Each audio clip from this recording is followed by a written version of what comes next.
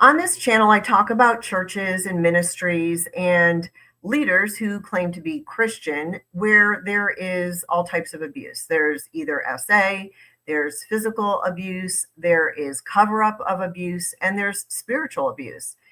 And my guest today is going to be talking about his personal experience with a church in LA. This is a church called Fearless LA, and the pun is not missed by me, but they are located in LA. And before I decided to bring on my guest, I spoke to other people who were previously involved in that church, and I did some research as well.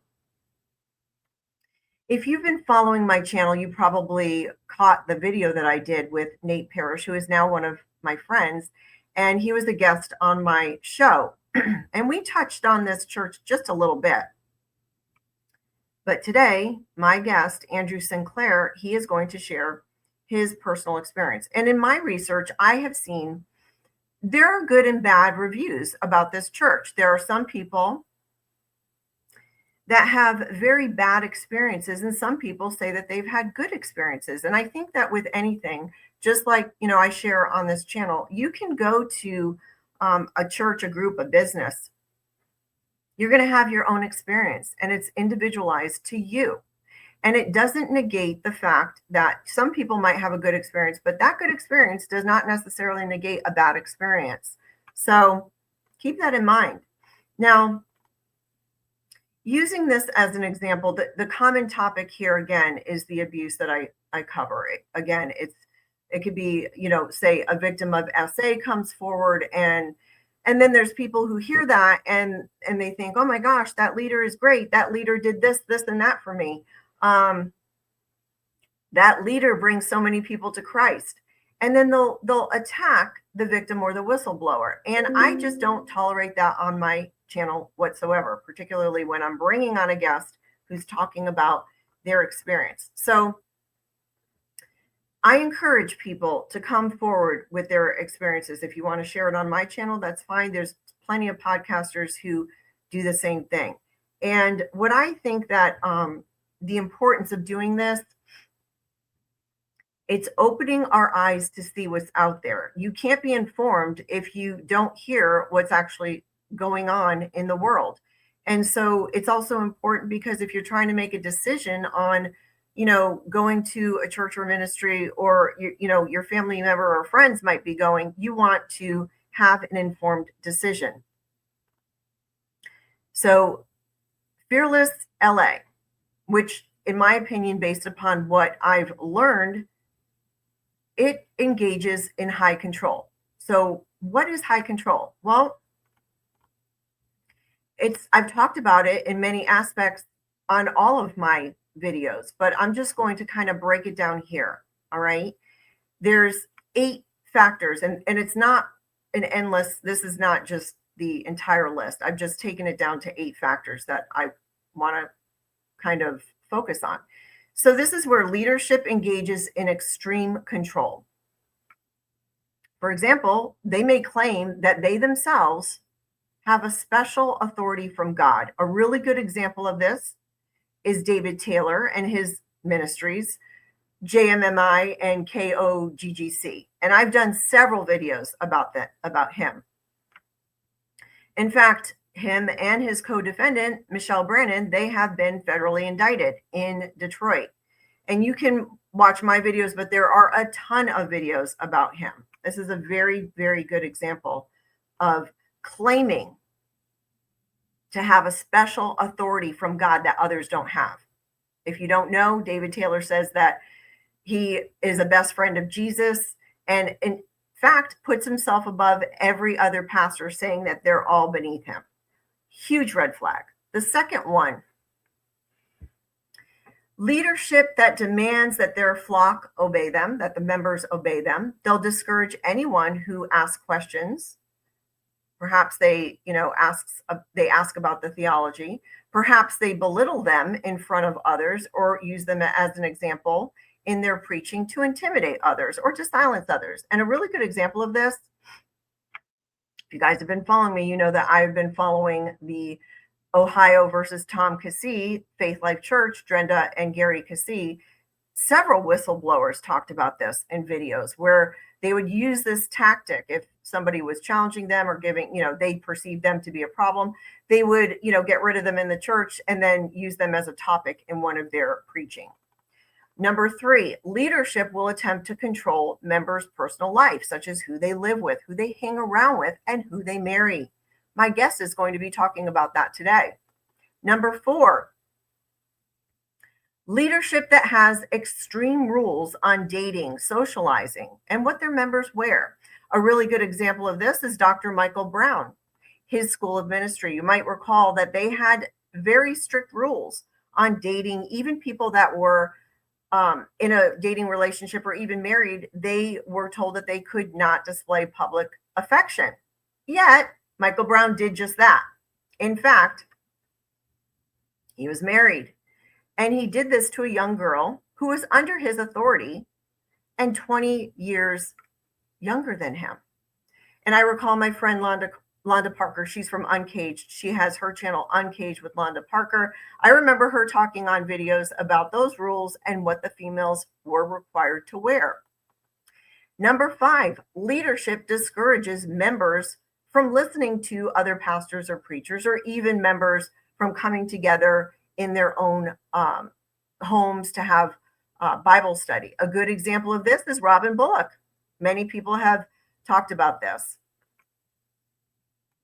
Number 6, leadership claim that they are the only ministry or church that hears from God, or that they're in God's will or walking right with God. There's just too many to name here as an example. And it's pretty much everyone that I talk about. Number 7, leadership requires their members to tithe to their organization. A really good example of this is Rod Parsley's organization. I stay away, if you've noticed, from saying a lot of these places are ministries or churches of God for a reason. And my friend, good friend, Robin Torgrimson from Megamaniacs, she talks about Rod Parsley.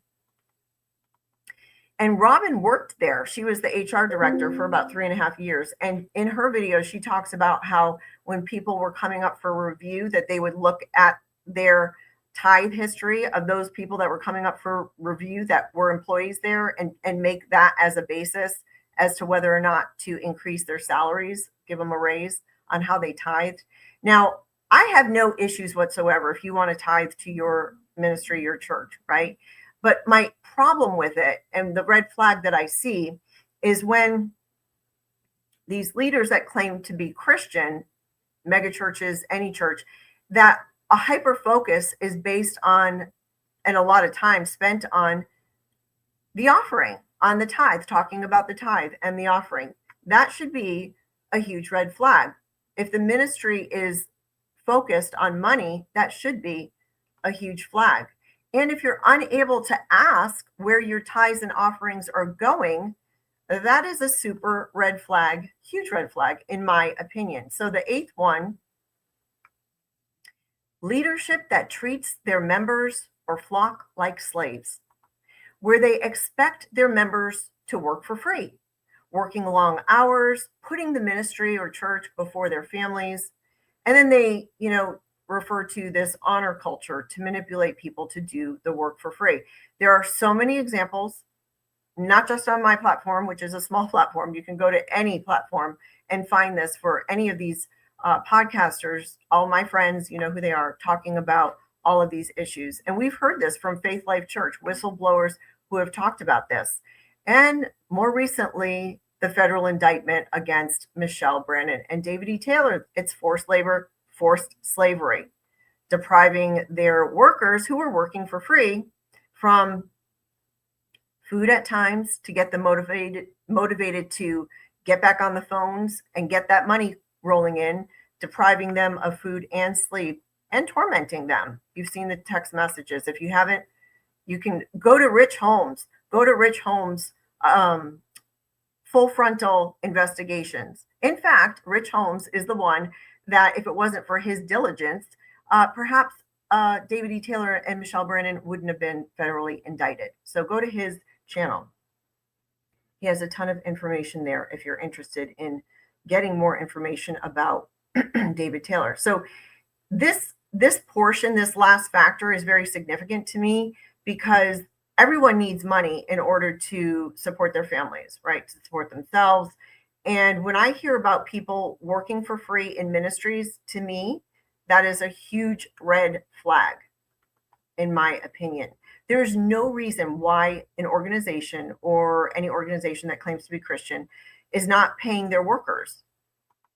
So, I think it's manipulation when they're saying, if you ask them about getting paid and they say, don't you want to work for God, or this is for God, or you're stealing from God, that's a huge red flag, and that's manipulation. So these are just some examples, not an exhaustive list, but some examples of what high control looks like. And perhaps you can help share your thoughts as well in the comments and give some more examples as well. So with that, I am going to bring on my guest, Andrew Sinclair, to talk about his personal experiences with Fearless LA church leadership. Hey, Andrew, welcome. How are you today? Doing good. Thanks for having me. Great. Thank you so much for being here. And so you're drinking coffee. And just so that people know, you do have your own coffee company, right?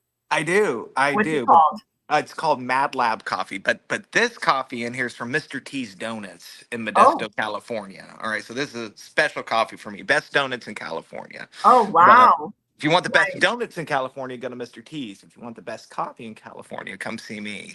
Awesome. Awesome. Thank you. So, first off, I want to introduce you. So, you go ahead and please tell the audience a little bit about yourself, what you do, where you Yeah. are now, and kind of how you got hooked up with Fearless LA. Okay. So like the long story. Okay, we'll go the long way. Um, Well, I'm Andrew. I was involved with Fearless since the beginning of them being fearless, right? Jeremy always has this sermon that he does where he's like, it was just me and like five other people on a beach, and we started this church with like an acoustic guitar, right? And we did this thing. Well, I was one of those guys on the beach, right? So I have been through the start of Fearless until I ended up leaving. But prior to that, I was a musician, traveled around a lot, did music all over the country. Had a lot of fun time during that time doing that. Um, I had met Jeremy actually at a conference that I was hired to be at. That's how I actually ended up meeting him. That's where he actually ended up inviting me to come be a part of what Fearless was doing in California, right? Um, Man, it seems like such a long time ago because it was a long time ago. It was over 10 years ago now. Um, Wow. Great. I'm starting to feel old now. I didn't want to feel Don't this want that. today. Oh, man. Um, but I grew up in outside the Houston area. I like to tell people I grew up with the drug problem that my mom drugged me to church on Sundays, Mondays, Tuesdays, Wednesdays, Thursdays, Fridays. I'm a church kid.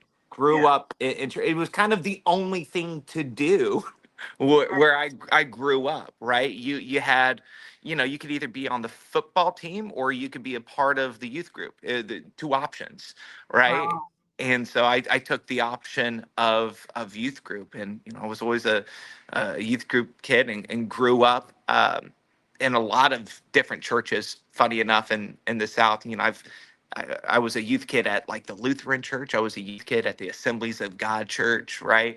I've been a part of it all. Our little community that I grew up in, it was very much a Catholic community, right? So just unknowingly to me, I became very well versed in the different types of Christianity, just Wow. just from like, oh, Great. what are we going to do today? Oh, the Presbyterians are having a service. All right, yeah, let's go see the Presbyterians today, right? Um, but that kind of led me on the road to go to seminary. I went to seminary, and that was a trip. Um, and then, of course, like most people who go to college for a specific thing, I ended up in something completely different. And now I do coffee for a living. That's So, awesome. yeah, that's kind of been my story and kind of journey, the cliff notes. Right. And you're still living in LA? Yep, I'm still living in downtown Los Angeles. Okay. With your wife Still and there kids? with my wife and kid. That's right. One Which my child. daughter is now 8 years old. Oh, awesome. Yeah. Awesome. So let's start with talking about, just there's certain things off camera when we were getting ready for this that we talked about and kind of breaking it down. But Yeah. when you were a part of it, and I know you said that, you started on the beach and you're a singer too, right? Yes. Yes. Okay. Yeah. And so were there any initial red flags on those early days? Oh, yeah. There definitely were, and I had lived life before Fearless. And so I recognized them as red flags. But, for me, I was just kind of like, I don't know if these people know that these are red flags. They're they're acting like this is very common and normal. So in a lot of those red flags, like I think one of the biggest red flags is we were all writing music, right? And hey, I got this song, I want to perform it on a Sunday or a Wednesday, or a leadership meeting, right? Or there will be travel dates and they would want to play a song at one of those travel dates. um, Anybody who wrote music at Fearless, you had to sign a piece of paper that said any song that you wrote at Fearless or outside of Fearless, that song and the rights to it actually belonged to Fearless. And yeah, I remember getting that sheet of paper and having a history in the music business. Yeah, I'm not signing this. So you And didn't? no, no, never did. I just handed in a blank paper. Mind you, like these weren't even contracts. This was just something that they put on like Microsoft Word. And they're like, Okay. you, this person, agree that everything you write belongs to us. And I'm not, it's like the world's worst legal document, right? Okay. It just couldn't be enforced anywhere. And I'm like, this isn't even anything. So I'm not going to sign it, right? Right. What But I consideration remember, are you I giving me for that? Right. Well, and I remember people actually being dismissed from being on the worship team because they didn't sign that piece of paper. Right. But they kept people like me and others around because we actually did all the songwriting for everything. And so they're like, well, we'll work on them later. It was kind of the attitude. But like there were like weird red flags like that Yeah. that were it was definitely half manipulation, right? But also half just kind of being lame, right? Yeah. That was kind of the vibe for Yeah. almost all of my time there. It was Yeah. just like, For me, yeah, that would be something, but I'd be like, I'm not going to leave because it's something like that. That's not something in and of itself. There's usually, there has to be more that goes along with that. you would figure. Yeah. Before we get to that, because you said you were in Houston, how did you end up in LA? I ended up in LA because I got hired to do a conference, and I had met Jeremy at this Okay. conference. And this conference, they had me, play and sing. Um, I was a singer songwriter, and in South Texas, I had my little places that I would get hired on to do things. I was kind of like an area worship leader type of Yeah. person, right? And I had met Jeremy from doing that. And, he was preaching at this conference and he's like, hey, dude, listen, God has a call on your life, my guy. And you need to come out to California, man. I'm starting a church, right? You need to be a part of it, man. We need people like you. You're a champion. You're a warrior. You're a general in the faith, man. Like, we need people like you, man. We got to save LA. And for me, it was kind of a simple thing. I just kind of looked around and I was like, well, I'm not really doing anything right now. Sure, I'll move to LA for a little bit. I'll see what happens. I kind of moved to LA because I was bored. And I was just like, well, maybe, starting a church and saving the people in LA, right? Maybe that'll be a fun thing to do, Right. right? Um, and I got here to LA and man, I fell in love with LA. I should back up though. Uh, it wasn't actually, hey, let's save LA. At the time, it was actually, let's save Orange County. Fearless actually started in Orange County. The first message from God that happened was we need to save the people in Orange County, right? It wasn't save the people in LA. Like that came like 2, 3 years later where it was like, no, this message I heard from God, what he was actually saying was LA. We were about 60 miles off, but that's what he really meant, right? Oh, the typical God just got it wrong. Nope. Nope. Yeah, I guess He I really meant guess LA. yeah, it's like I heard from God, but I guess he lied the first time. So it actually does Scratch now. that. Yeah. But yeah, I've So, been here ever since. Fell in love with LA. Fell in yeah, love with the people here in LA. Like I found my people. Like some yeah, of the kids say, oh, these are my people. Like, oh, I found my people. Right? And love it. This is where home's at now. that's awesome. Yeah. So because you told me that your now wife, but before you were married, your wife lived in Texas, so you knew her from there. Yes, absolutely. I fell in love in Texas, right? It Okay. was one of those moments where, yeah, I was on the stage playing a song and then she was, in the congregation and we locked eyes and it was kind of like, hey, I've been noticing you've been noticing me type of thing. And after that, I just knew that this was the girl I, Yeah. I was going to marry. And so when I moved to California from Texas, Sarah was my girl. Like that's my person right there. Right. And as soon as I got to California, and this is probably I know what you're wanting to segue into, is how they treated our relationship.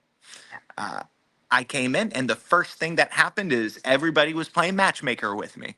Everybody was just saying, "Hey, have you met so and so? Hey, this is so and so. She does this on the worship team. Hey, here's so and so. Like she helps with this." And I was like, "Hey, nice to meet you. Nice to meet you.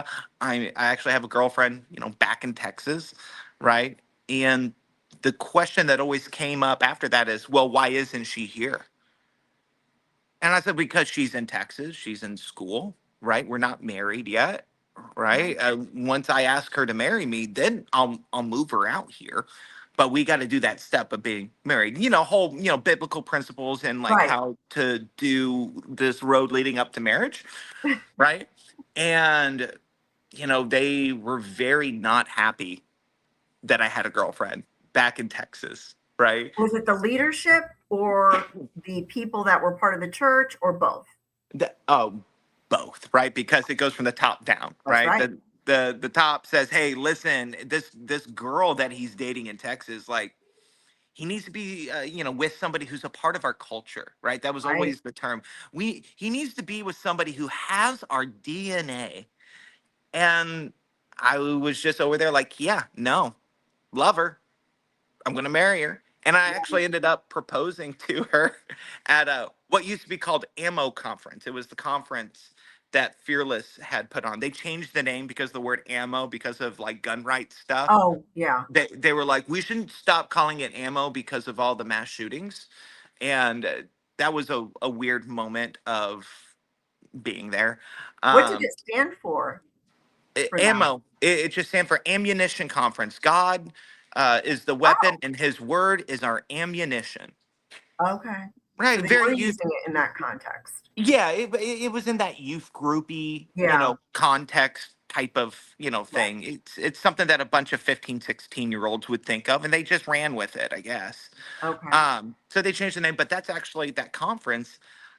I was playing and singing on stage, and I proposed to Sarah at the conference. There's a video of it somewhere. I don't know where. It was supposed to get to me, but it never got to me. Um, but I got a lot of trouble for doing that. Um, What do you mean? I Because you wasn't did supposed. it. I did it at conference, and I wasn't supposed to because I wasn't supposed to marry Sarah. Right? That's Tell not us what. about that. So first of all, who are the leaders of Fearless? So Jeremy and Christy, they're the leaders. Yeah, there are a lot of like people in between Jeremy and Christy that are, I think colloquially, a lot of people call them the minions, right? But Okay. like think of the little yellow minions, Yes. Right. right? More so like that. Um, all those people were people that started in their youth ministry, right? And they've stayed there the whole time, or they're people who tithe a lot of money, right? It's one of the two. Right. You're in those leadership positions because either you have the history or you have the money. It's one of the two. Yeah. Uh, The same story. and right. Um, but Jeremy and Christy, they're they're the head of the 1 week out of town camp, and then all the other people they're the camp counselors, if that makes sense, Yeah. right? Okay. A lot of camp counselor vibes at Fearless. Oh boy. um but Jeremy, when I got to California, I was the only dude who knew how to build stuff and use tools. So I was in charge of the building ministry, right? And my job What did you have to was build? everything. Like you Like name set? it. Literally, yeah. I had to build a whole sound booth. I built stages. I built whole rooms. The downtown offices, when he splurged all of that unnecessary money on that, build all of that with his brother-in-law, right? I was doing electrical stuff. I was doing plumbing stuff. I was a contractor, a Wow. unpaid contractor, right? But there's a little bit of therapy when you work with your hands, right? Yeah. So when I had moved, I was like, you know what? I get to build something, and if building a church is what I'm here for, I guess building stuff probably is something I should be doing, right? Did Um, you ever get paid for working there? no, no, they don't pay people. No, you're serving the Lord, okay? Right. And you're going to reap those rewards in heaven, okay? You got that mansion on that hilltop, okay? that's Right. that's what you're getting out of it. Right. Um, but I remember those long days of building stuff at Fearless, and Jeremy's, he would just start up conversation very innocently, just like, hey, this girl Sarah, like, what's her deal? Is she gonna move here, be a part of the movement? And I'm like, yeah, as soon as I marry her. And it was like, man, I don't think that's the girl for you, man. I mean, she just, He she never doesn't met. seem, Did he meet never her?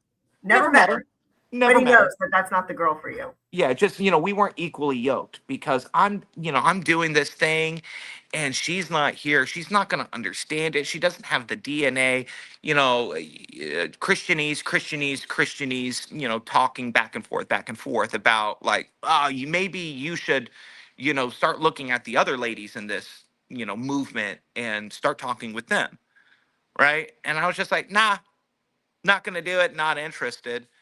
Uh, and he's like, I don't think you should marry her. And I was like, okay, thanks for thinking that way. I think differently, Was right? there ever a moment that you thought, should I? You know what? Actually, no. That's how confident I was Good in for it. you. But unfortunately, I did see that happen to a lot of other guys. A lot of other guys. There's one dude who just popped into my head. My gosh, he was head over heels for this girl at Fearless. And him and her, they loved each other. I mean, they loved each other. And Jeremy and Christy met with them and said, hey, listen, no, this, y'all can't be together. Like, forbid it. And it broke the dude's heart, because they knew what was best for his relationships. It absolutely broke his heart. He came to me, after he had that meeting with Jeremy and Christy. He's like, dude, what do I do?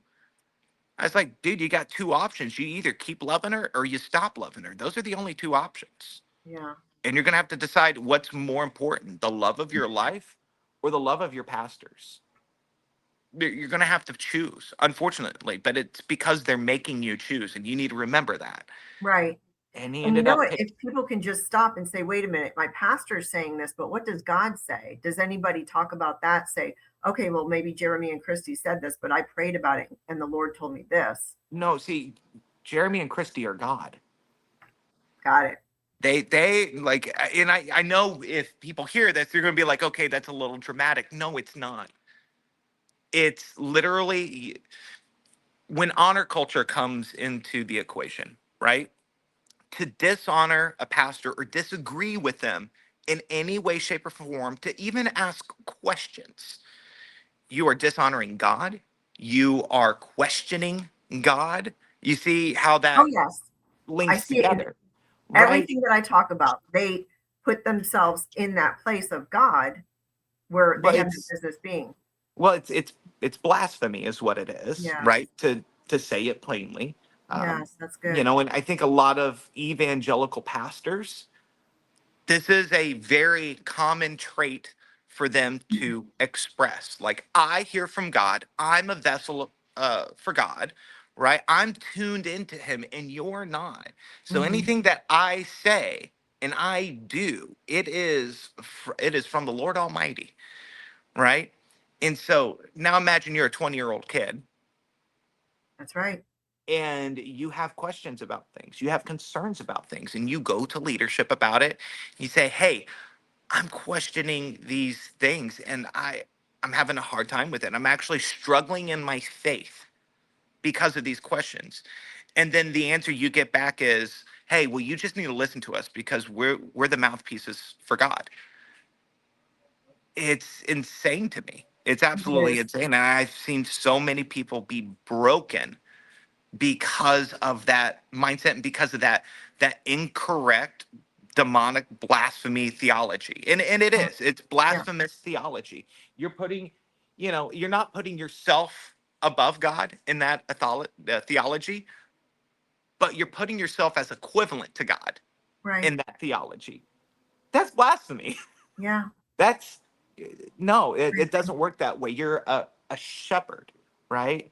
And everybody in church culture, we all know what it, oh, to be a shepherd of a flock, right? And we hear about that. And man, we so badly want to look at our pastors to be shepherds. But if you look at what shepherds actually were in biblical times, they were poor teenagers, people homeless and in poverty, that were in charge of taking care of a flock of sheep. And I think the best way to think about a shepherd back then would be the same way to think about a guy in downtown pushing a cart filled with a bunch of aluminum cans, right? That's basically what a shepherd was back then, right? And so when Jesus is talking about being a shepherd, he's telling you, like, hey, you're not just on the low side of the pedestal, you're on the lowest of the low of the pedestal. Like, you're poor, you're homeless, you're in poverty. That's what being a shepherd meant, and your job were to take care of your flock and make sure, hey, one of them didn't die, or else you weren't getting paid. Right. Now you're even poorer than poor, Think right? about David too. David was, not very not highly regarded by his father. No. And so he was the one that was out there shepherding. Yeah, and he was, and David, the reason the Bible has that type of verbiage with David, he was a man after God's own heart, right? Well, it's the Christmas season right now. The angels show themselves to the shepherds, right? What do the shepherds do? They traveled far to go just to try to see Jesus, right? For just even the, okay, here's this promise. If I just travel and I do this journey, just maybe I'll be able to see the face of Jesus, to be able to see Jesus the Christ, right? And David, same thing. He was just shepherd. He was a man after God's own heart. He was a man who just wanted to chase after God's heart. When I look at what shepherds are now, I'm sorry, I don't Right. see the similarity at all. But what I do Right. see is Pharisees, Yeah. right?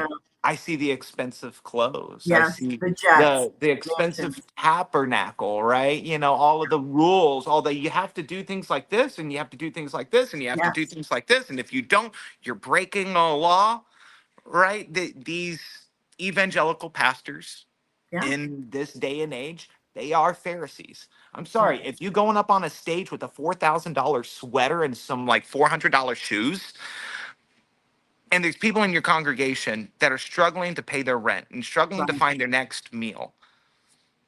If you're Yeah. living in a $3 million house, but you have everybody on your leadership team living on top of each other in a one-bedroom apartment in downtown LA, That's a problem. it's not just a problem, it's disobedient to God's calling that Yeah. you say that you have. Right. 100%. Yeah. So tell me about there was a bachelor party because you were getting married. Can you tell us about that? Yeah. So, against all odds, I was getting married, right? And, I didn't plan no bachelor party, because you're not supposed to, right? You're not, as a guy, you're not supposed to Not you, plan but no your friends would. exactly, Right. right?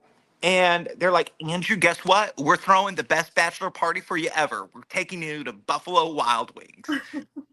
And I was so happy about that because all of us were so poor. Right. All of us, we were doing full-time ministry. I mean, full time. If we weren't at those offices and we weren't at church doing something, we were sinning. Okay. Like we were being disobedient to God. Right. And so for everybody to say, hey, let's go to Buffalo Wild Wings, I was like, oh my gosh, y'all pulled all of y'all's money together and now we can get like a 12 piece. This is amazing. Wow. Did Right. Because, anybody have side jobs? oh, as much as you could, Right. right? If you didn't It, sleep. yeah, didn't sleep. I mean, honestly, a lot of us got jobs in the food service Yeah. because that would be the way that we ate. We would all intentionally go get food service jobs because we knew if we worked a food service job, we could probably get one free meal on a shift.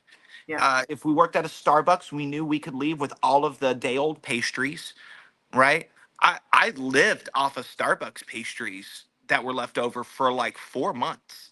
Wow. And when I wasn't having that, I was having a sleeve of saltine crackers with peanut butter, which is like one of the best struggle meals, I will say. Yeah. But we were poor. We were not allowed to have work overtake our schedule in building the ministry How was Jeremy and Christy living during that time? lavishly. You know, they have, you know, listen, Jeremy and Christy, they have caviar taste on a cardboard budget, right? And you know, even when they were talking to us about like, hey, we're struggling just as much as y'all are building this church. No, you're not. It's like all of us knew they were still getting paid from the Calvary Temple, the house, their, you know, Christie's daddy's church, Yeah. right? They were still getting paid for that. Yeah, no, they were living in a larger than needed, you know, condominium in Irvine, and then they had a place in Manhattan Beach. And if you know Manhattan Beach, wow, right? They were paying rent there for a little bit. Then they got a house in Fullerton. Like it always went from like we live in a house in California and all of y'all live in a studio in a one bedroom. You know how big that gap is between one bedroom apartment in Los Angeles and house Right. in Los Angeles area? Right. It's massive, right? I just don't understand like the day to day. If people are not, and this is very similar to other organizations that I cover here. And I don't know if you've ever watched any of my Mhm. stuff, but David E. Taylor, I mean, very similar. Like the fact that nobody's getting paid No. and all they're doing is working. Mhm. They, how do you pay your bills and things like that? I mean, who's paying for the apartment that Oh. you would be living in? So usually like I can talk about the guy's experience, right? Because I really didn't know how the ladies were paying everything. I'm Okay. imagining they all had like really like sweet fathers. That's my best guess, Okay. right? Like I can't let my daughter live in California without, you know, a roof over her head, right? I'm pretty Right. sure all of their But you don't dads know. But you don't don't know. know, but I Right. could guess, Yeah. right? Just being a dad myself now, I'm like, Yeah. yeah, I'd make sure like that rent was paid. But for the guys, here's what we did, right? We would all go in on a 1 or 2 bedroom apartment, right? And then we would get like 6 or 7 of us together. And then we'd say, okay, if everybody here saves back a few $100 or like one paycheck from their 1 or 2 day a week job, we can pay this rent. Wow. And as far as food went, we were very creative, very creative. I grew up poor, right? So I'm old poor, whereas a lot of people were new poor, right? So I knew how to stretch a dollar. Like I knew how to go get a bag of rice and some red beans and make a meal in a crock pot, right? I fed so many of those boys during that time. I'd go get a pack of hot dogs, make these chili cheese hot dogs for everybody, just so people would eat, right? And I would look forward to the days that you know they went and worked at their job because I knew that they would eat at their job, right? Yeah. I was one of the very few people that I had a solid 9 to 5 job, and I was unapologetic that I had a 9 to 5. But I was allowed to do that because of the return that I gave, right? Right. Not only was I building everything, right? Not only was I helping write all the music, right? I was also a performer for them, right? Right. I was a good looking person, right? Yep. I fit this Very mold. useful. I Right. was very useful. I fit the image that they wanted to get across. Like, I Okay. wish I still had those same good looks. I know I don't now, right? I was a strong 8 back then, and now I'm dealing at a strong 6 or a 5. I have a ways to go to get back up there, right? Maybe a little bit more gray, and I'll get there. But I was able to have that type of job, right? Because I was working for Tesla at the time, and they wanted me to do that job because of how much I would tithe. Yeah, Yep. and you got to think about that too. The tithing.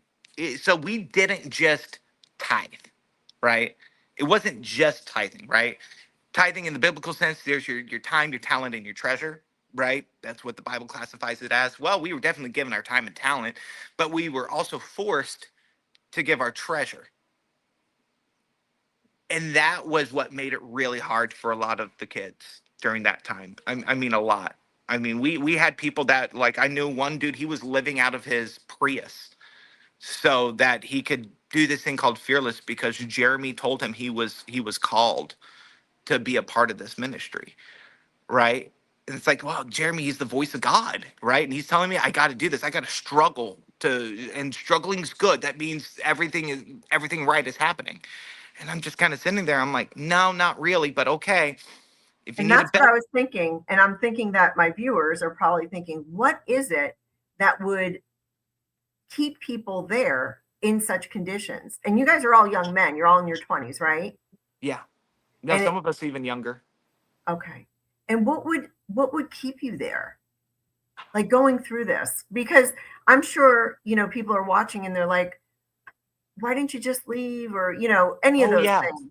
But I that's hear it over and over. It's not like I'm, getting on you. This is a very common thing. this is where when I talk about fearless, right? And I talk to people that weren't a part of it or people who had never been a part of a cult, right? They don't get it. Right. And they ask those questions like, why didn't you just leave? Why didn't you use your free will Mm-hmm. and just leave? Right? Well, it's the fear of leaving. We had people that left or people that were dismissed. We were so close, all of us. I mean, this was the closest group. I was closer with these people than I were my siblings. Wow. These were people that genuinely cared about me and my life, about my earthly life, about my afterlife, right? The conversations that you would have with people, they were so deep and they were so genuine, right? I loved and I still love everybody that I had ever been involved with at Fearless. As crazy as it sounds, even Jeremy and Christy, I still have this deep love Yeah. for them, right? Sure. Because there are still moments in ministry, even when a pastor or a shepherd is doing everything out of pocket, God still shows up Yes. and he tells you, hey, I love you. I care about you. You're safe. I'm still going to meet you in this place, right? Look at Paul, right? Paul went to prison, Right. right? He still had the time of his life there in prison, right? And that's how fearless is in a lot of ways. It's a prison, right? We all had a lot of fun in this prison, right? We got to joke around with the rest of the inmates, right? We got to tell our jokes, go out to the yard, get some fresh air for an hour every day, right? But at the end of the day, we were still in prison. Yeah. And if we broke out of that prison, just like in real life, there's consequences. There's very hard consequences Yeah. that they are not fun. I would not recommend. Um, but people stay there out of fear, funny enough, in a place called Fearless. Yes. Because when So ironic. it's not just ironic, it's poetic. Yeah.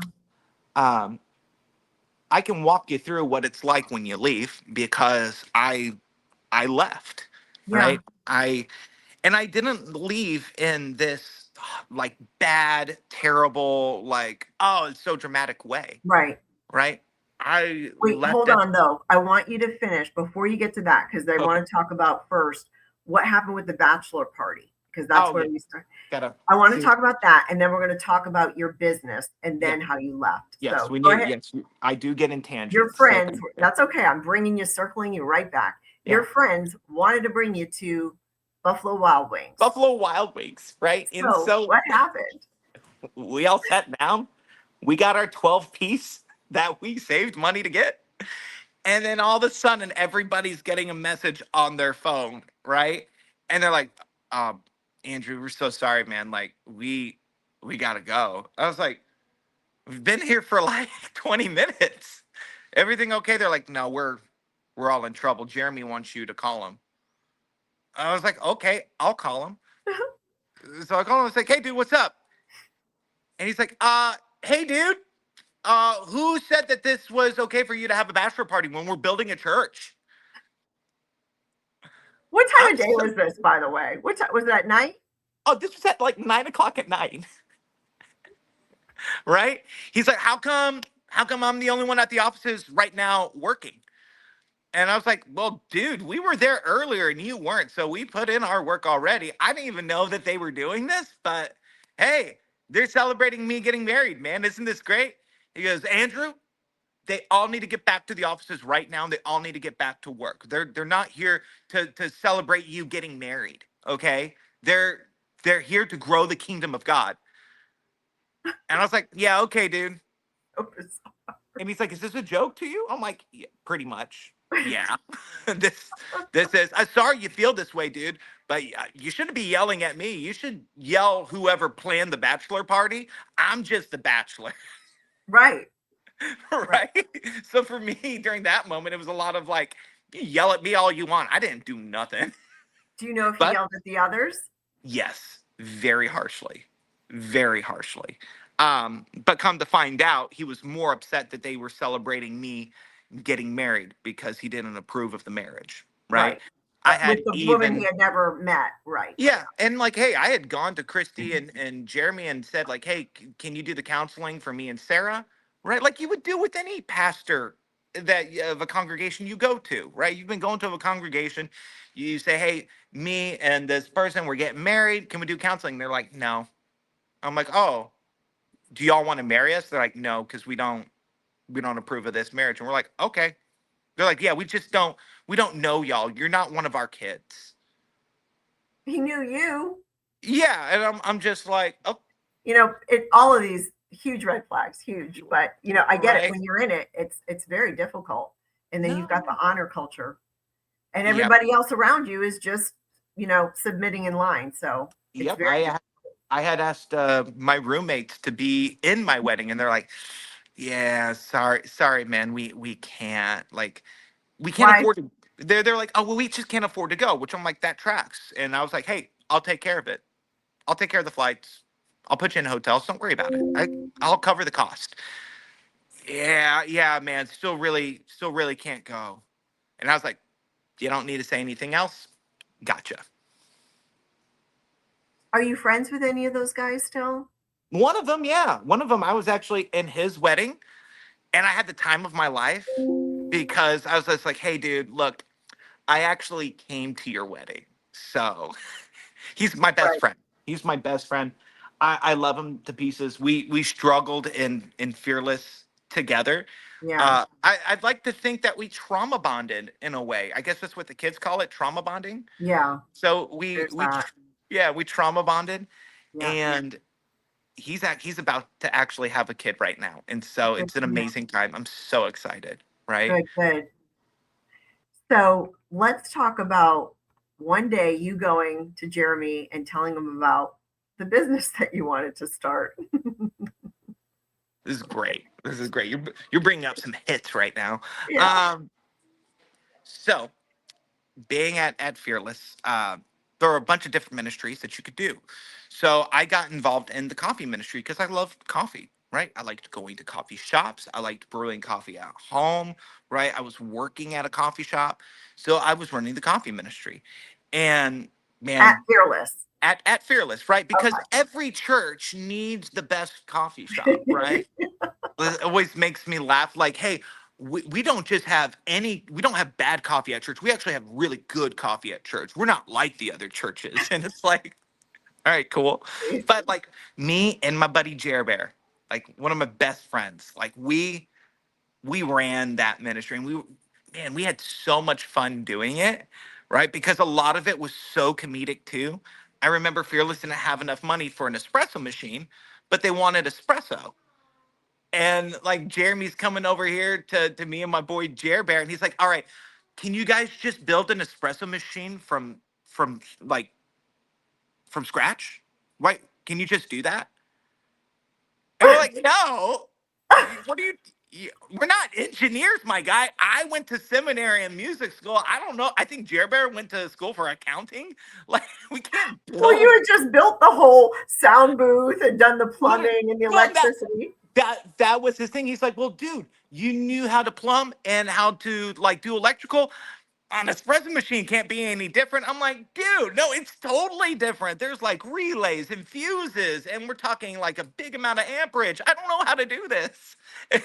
And he's like, Just the dude, words you used, I wouldn't even know what you're talking about. but it was I so wouldn't even funny know where because to begin. but he would take me by the shoulders and he would shake me and he would say like, Andrew, I have faith that you can do this. And he would be serious about it. I'd be like, dude, I can't help you. So, so there's a bunch of this comedy that would happen Right, around doing coffee at right. Fearless, right? And me and Jer Bear, we were just kind of like, yo, let's start our own coffee company. Like this would be a lot of fun. You have fun doing it. I have fun doing it. We have fun doing it together. Why not? And so we started our coffee company, right? Didn't even have a name for it. I think at one point like we wanted to call it something super Mumford and Sons sounding, right? Um, but we strayed away from that. I'm trying to remember what that name was. That'll come to me. Um, and we had told people like, hey, we're starting a coffee company. We're starting a coffee company. Like we were buying domain names, getting a website up. We were like trying to figure out what coffees we wanted to serve, right? We were doing cuppings to find out roast levels, like very infancy start of a coffee brand type of thing. And we both get a text message one day, uh, and it was like, hey, guys, like PJ, which was what we'd call Pastor Jeremy Peach, he wants everybody to jump on a call later today. Make sure that you're available for it. I'm like, okay, well, I'm at work, so I'll take my hour lunch break and I'll be on this meeting, right? And so we get on this call, and it's me, Jer Bear, two other guys on leadership that are now friends, um, and Peach. And they start talking. They're like, "Hey guys, so Andrew Jerber, thanks for sitting down with me. I just have some questions. I hear you're starting a business." And we're like, "Yeah, dude, we're starting a business. Like we're young 20-something-year-old guys, right? We're like we're doing a little business." And we're like, "Yeah, we're going this direction. We're getting these things done. We have this excitement about us." And we got done telling him about it, and he was like, "All right, uh, who said that you could do that?" And I'm just kind of looking around and I'm like, Jesus did because we prayed about it and we're supposed to. And he's like, no, see, unfortunately, guys, you're not allowed to start your own business outside of Fearless. I'm not going to allow that. If you want to start a business inside of Fearless and have Fearless be your covering, because you always need to have our covering in everything that you do, right? You can do it at Fearless, but you can't go out on your own and just have your own business. That's just not how we do things here. And so me being me, I was like, why? Good And for I'm you. asking questions because I don't Sure. understand this, right? I'm Right, thinking of like, where biblically does it say to operate like this, right. right? Can you show me that What? scripture, please? Yeah, Yeah. well, no, I'm even thinking what trash self-help book written by Landon Schott got you to this like mindset, right? It's just like, where is this coming from, right? And he's gonna give me an answer. He's like, Andrew, that's just the answer. You need to be okay with it. And I was like, dude, I'm not. You're not. You're not giving me any reasons. You're not giving me any type of factual evidence that supports what you're saying. And like, I'm sorry, that's not how this works, and that's not how it's going to work. It's like, sorry. Like, if you're telling me That's you're hearing true. from God, I'm gonna ask you, yo, what did he say? you, Right. you can't just be like, no, just trust me. He said something, Right. right? No, it's not how it works. Um, and it ended with, all right, well, Andrew, if you want to start your own company, go ahead. But you got to choose. You can either run, Fearless Coffee, or you can run your own coffee shop. You got to pick one. I'm like, I'm going to do my own thing. And Jer Bear, Judas, it hurt me so much. It still hurts me to this day. I don't blame him, right? But he's like, I'll run Fearless Coffee. I'm like, oh, et tu brute, right? Um, and it's like I don't have any ill will towards him at Yeah. all during that time. Like, we were Is he still kids. there? Jer Bear? He's Jer Bear is still there, and he's still doing that thing that he do. It's what's funny is I don't think Fearless knows this, but he had called me in the pandemic and said, "Dude, do you know anybody who's selling a roaster right now?" And I just so happened to have a customer that was selling a really nice commercial roaster for super cheap, and I was like, "Jer Bear, let me help you out. Like, go buy this. Like, go get this roaster." And Fearless bought it. Wow. So even this day, there's little things I'm like, y'all have coffee because of me. That's fine. Like, Yes. I Yes. don't know if I'll come to regret that, but I am. But it was anything to help him out. I would still Of do anything. course. I would still do any. If he called me up right now and said, "Dude, I want a job," I'd be like, "Dude, okay, what do you want to do? You can make up your own position. I'll put you there." Right? I still have Oh, so much love for that dude, but I knew why he made the decision that he made, right? Even though it hurt me a whole lot and I had to really search for forgiveness during that time, I I understood it. But he went that way, I went my way. And the fallout from that is like, okay, Andrew, well, since you're living in disobedience, you're not going to be on leadership anymore. And I said, okay, I'll take that lick, right? And and that what was leadership for you up until that point? What was your was role? it was everything. Okay. It was everything. And this is where we get into what it means, what happens when you leave. I think for guys, especially, we have this thing called the investment of our time, right? That's very sacred to us. If we have spent 2 years building something out, creating something, crafting something, and then in that 2 years it's taken away or it's destroyed, oh man, it hurts. It doesn't anger us. It doesn't make us violent. It makes us, we just feel defeated. Yeah. It's loss. It's grief is what it Yeah. is. I had spent years doing things like building those offices, things like writing songs for all of like the music stuff, right? Whether it be Fearless Artists or Worth Dying For, Fearless Band, whatever they want to be called now, right? All of that, I was always in the songwriting, campus stuff. I was always being showboated for like my music, right? It was all this stuff that I had invested my time in, right? But more than the stuff, it was the people I had invested my time in, the friendships, the relationships, right? Not just for me, but my wife as well. Like, Right. this was our family, right? These were people that we did life with in a very heavy way. Again, it's kind of like that, what the kids call it, trauma bonding, for Mhm. all of us, because something would happen to somebody else, we would see it, we're like, hey, don't worry about it, just come here, come hang out at my house. Like, I know what happened over there was weird, just let's forget about it tonight and let's just hang out, right? So during like being on leadership, you also had this healing where people saw something that happened to you and they knew it was wrong, but they weren't brave enough to go tell Christy and Jeremy about it to their face. Yeah. So instead, they just sought you out afterwards and said, like, hey, listen, we know. Let's let's just hang out for a bit and let's try to heal from this. And we'd be like, okay. But when you stop being in leadership, all those people are taken away. And that's what happened to me and Sarah. I stopped I stopped being on leadership, which was funny because the next week they're like, "Hey, on planning, center, you're scheduled to be on stage."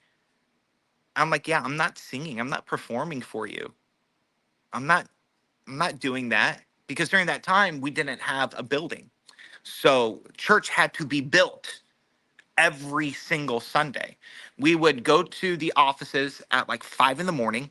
We would load up all the sound equipment, all of the stuff that you needed for new lounge or the coffee cart or, the green room, to make things for people, right? Pick up stuff, right? We'd load up one of the big U-Hauls. We drive it to one of the many clubs, choose one that we were doing church in that Sunday, which like those clubs, it was so funny. They cost like $10,000 a Sunday, right? And they're like, look, God's really looking out for us by providing us these clubs. I'm like, guys, they're not open during the day. You're doing them a favor by paying them 10 Right. grand a Sunday. Also, what a bad use of money. Side tangent.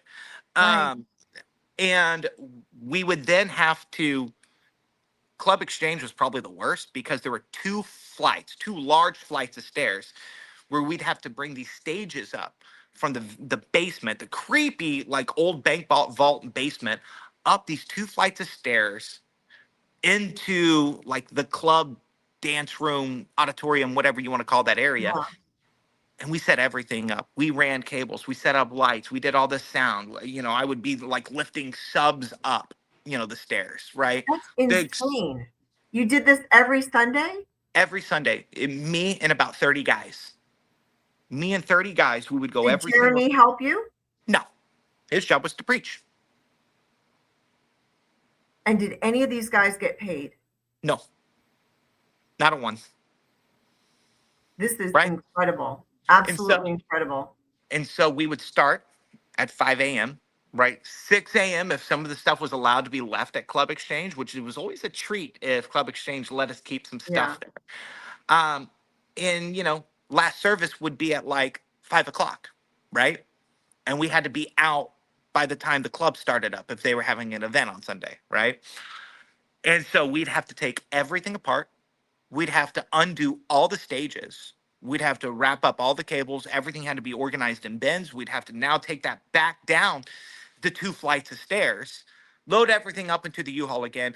Once it's in the U-Haul, then you have to drive it back to the offices. From the offices, guess what? You'd have to take everything back up. We were on the top floor of the offices, and guess what? Sometimes those elevators didn't work. Oh my gosh.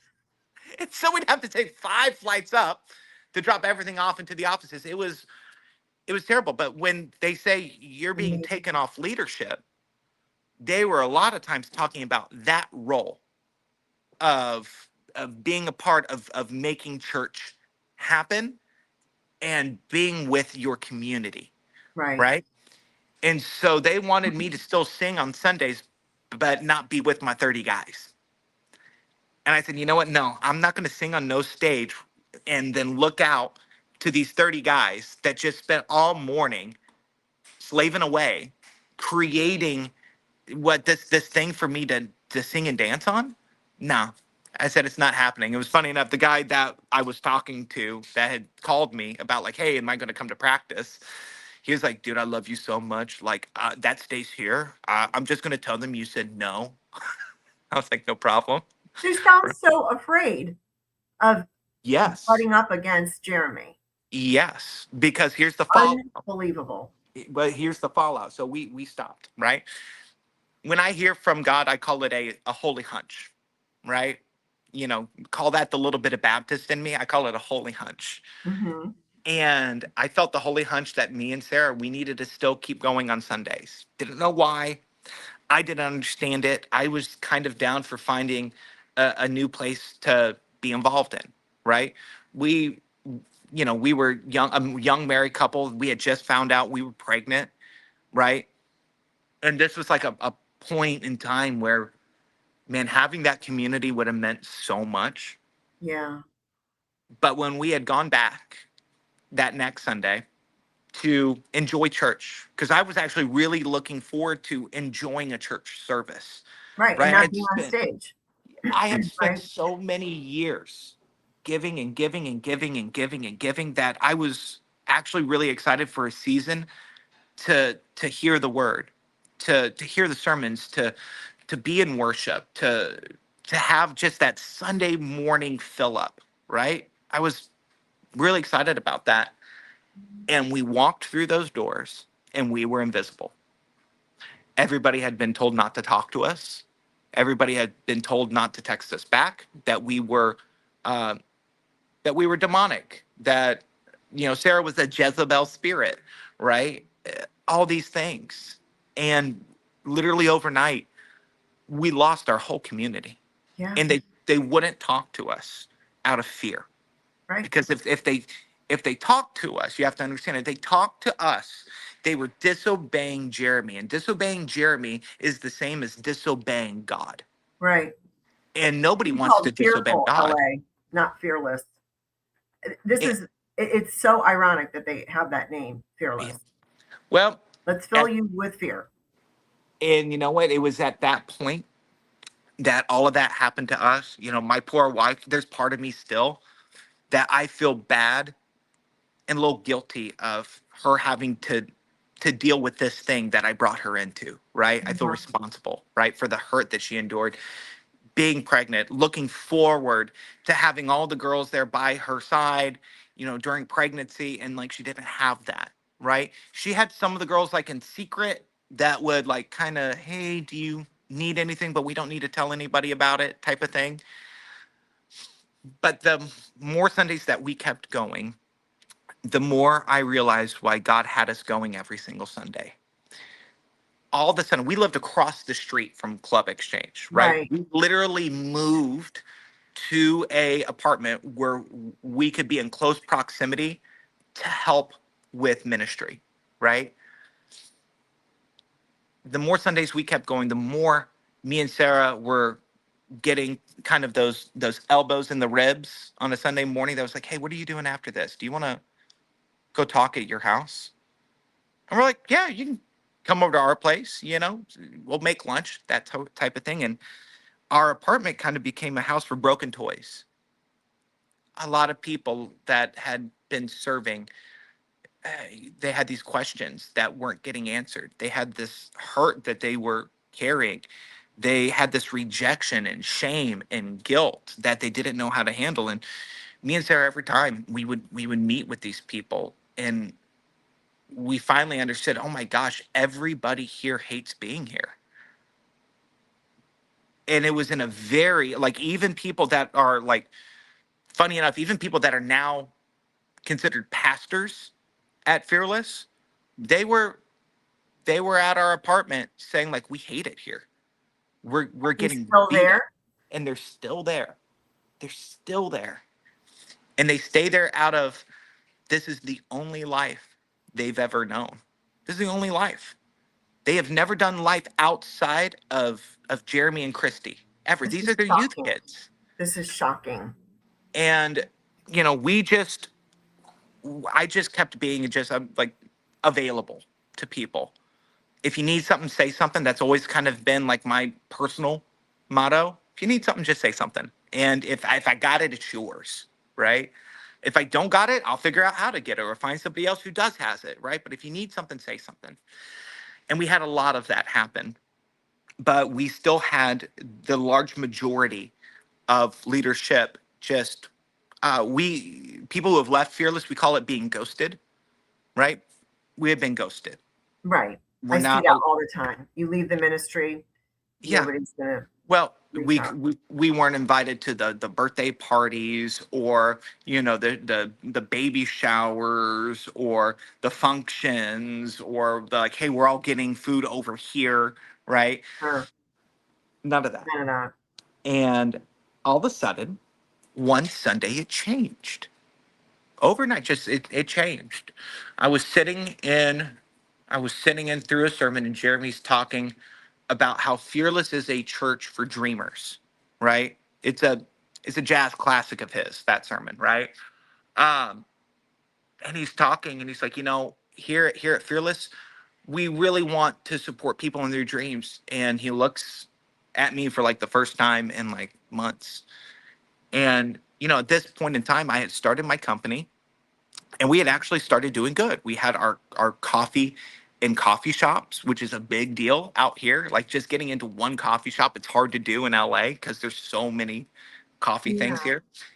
And we had gotten into a bunch of places. We were growing. We were getting write-ups from LA Times, Eater LA, Time Out Magazine. Like, hey, best new roaster in Los Angeles is this dude roasting coffee out of a basement, right?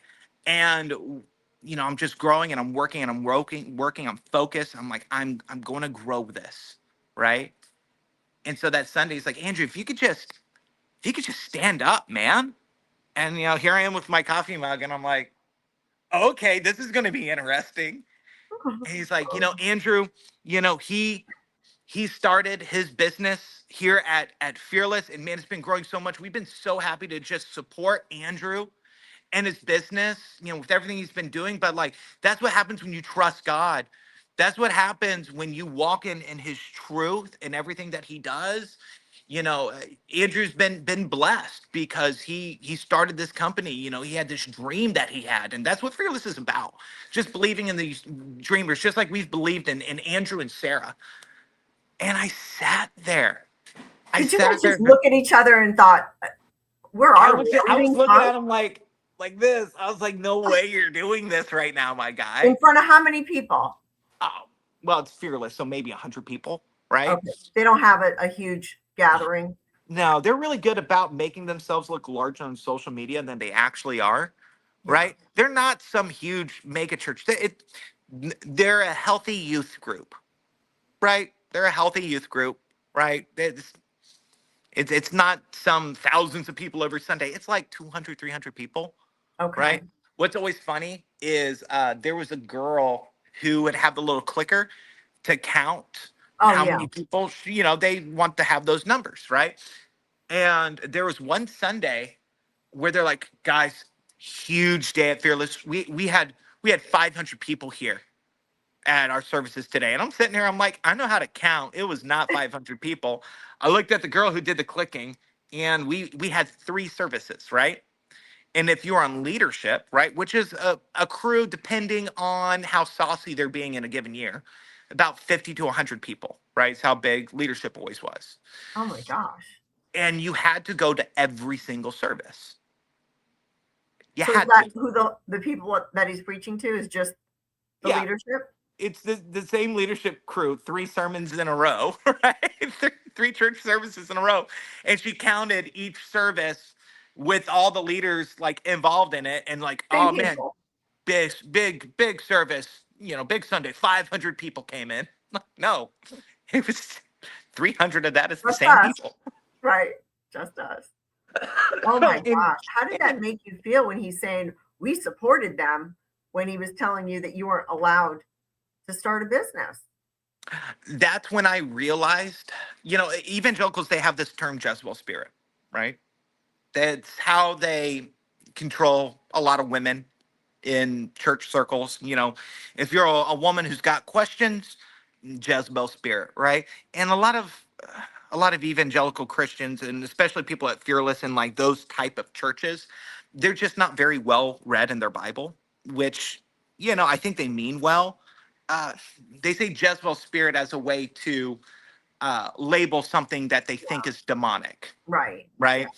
They just don't have the right words for it because they haven't read their Bible enough to know the right word for it, right? And I don't mean that as a dig. That's just common, 21st century Christianity. There's a lot of Christians who say things that's just like, okay, I see what you're saying. That's not really accurate, but I see what you're saying.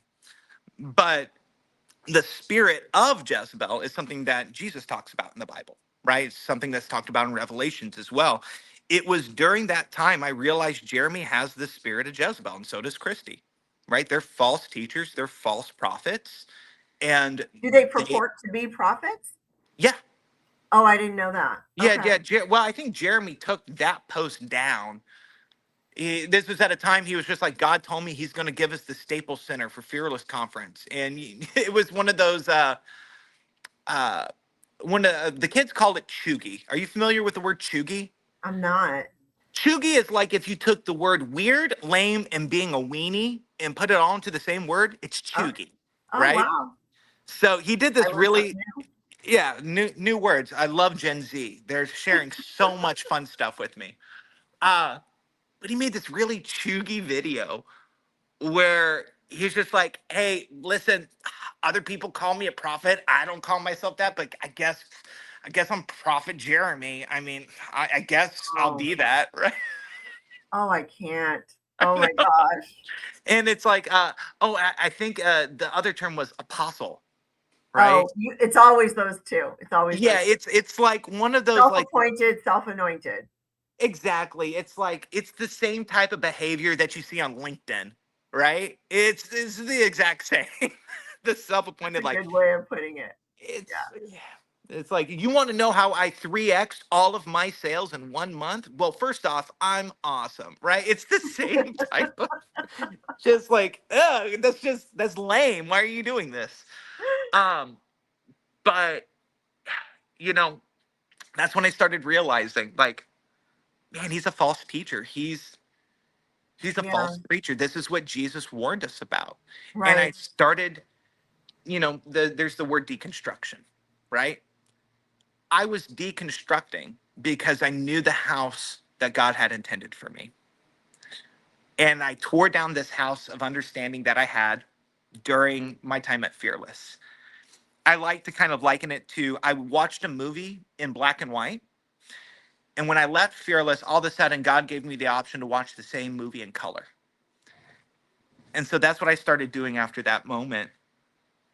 I just started rebuilding my knowledge in Christ and in God and the Holy Spirit, the Trinity, what it is, all these biblical terms, what honor culture is, like what does Jezebel actually mean? Who was she? Right? Yeah. I started really digging into these terms, and just my eyes just would get wider and wider and wider of like, oh my gosh, this is intentional spiritual manipulation to have a bunch of kids do something for you for free.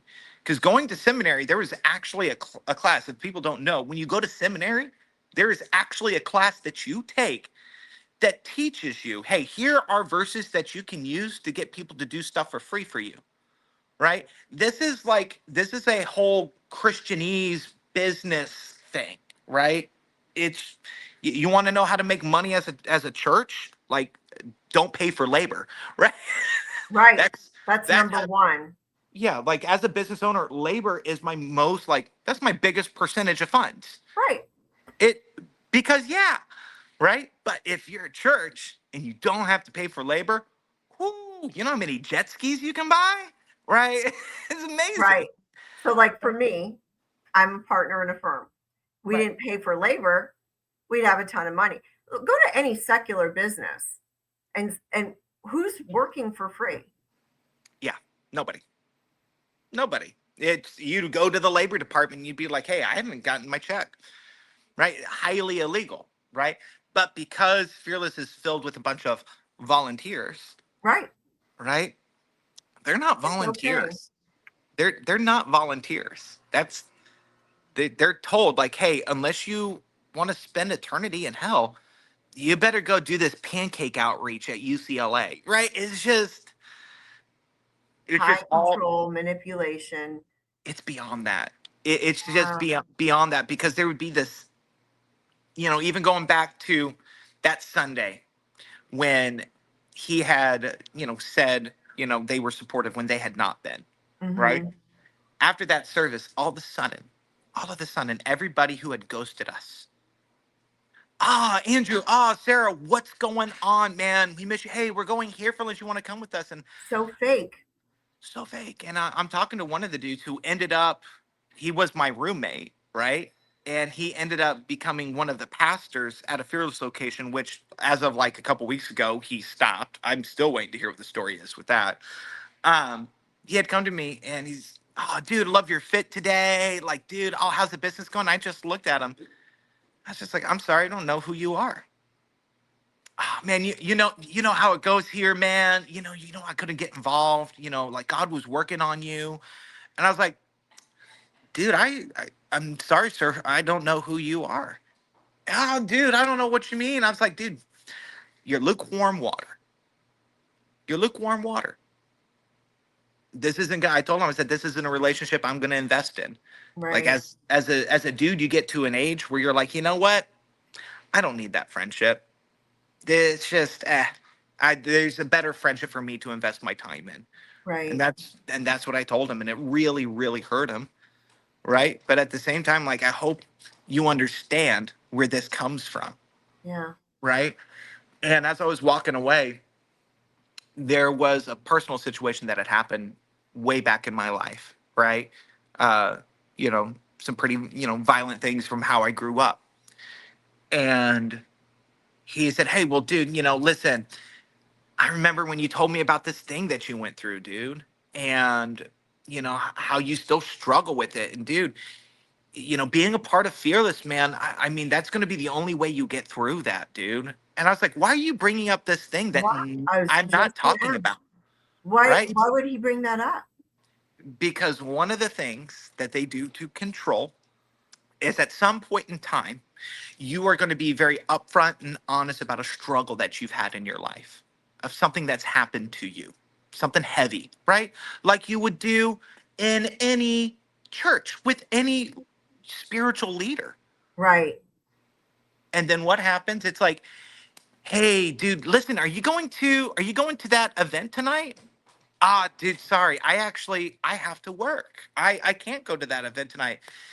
"Ah, man, that's crazy because I know you were telling me a couple days ago that thing that happened to you when you were a kid, and really going to that event tonight would probably heal you." Wow.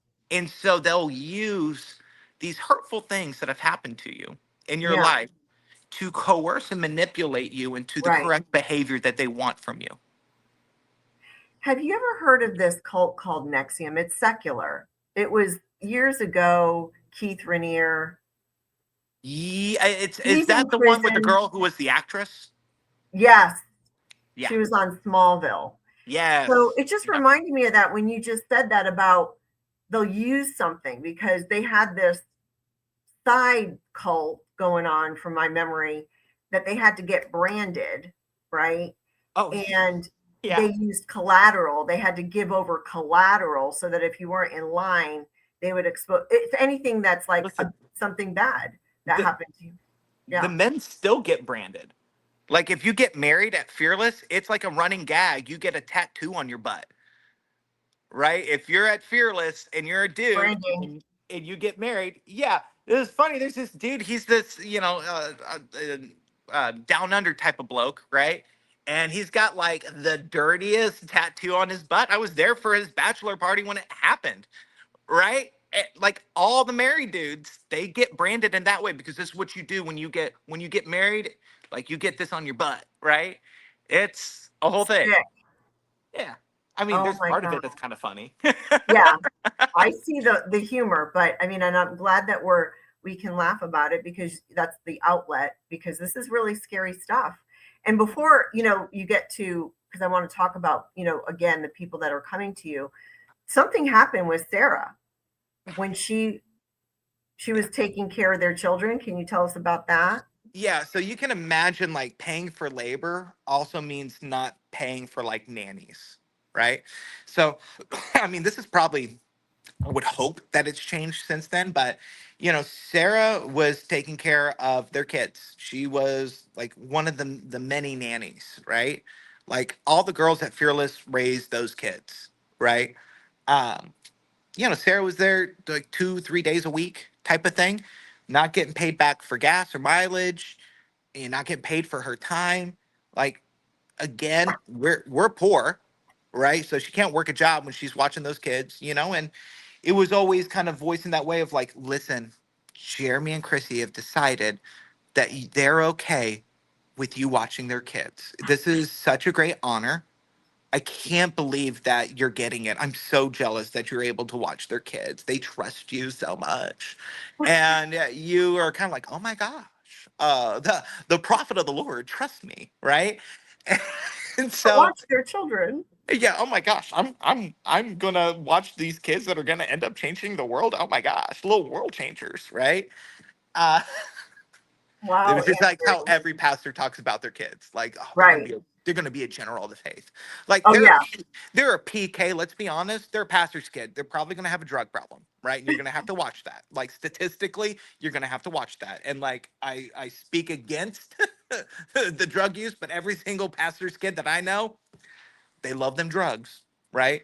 Um, but Sarah, she was watching those kids, and honey, how long were you doing that? A year, 2 years, three? How long were you watching those kids?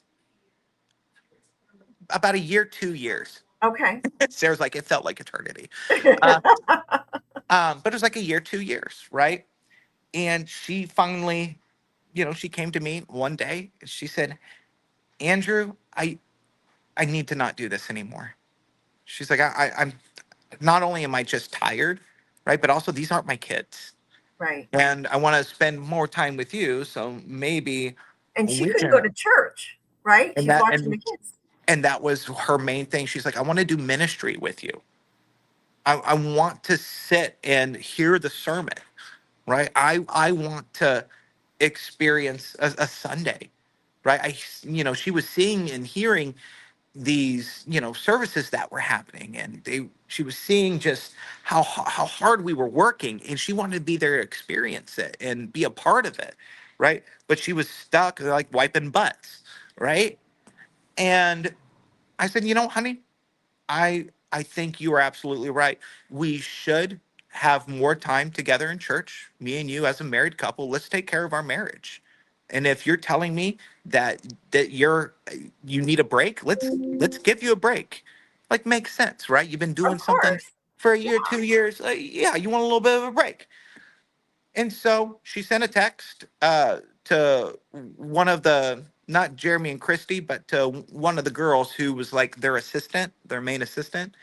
I said, hey, go ahead and take me off of the nannying stuff.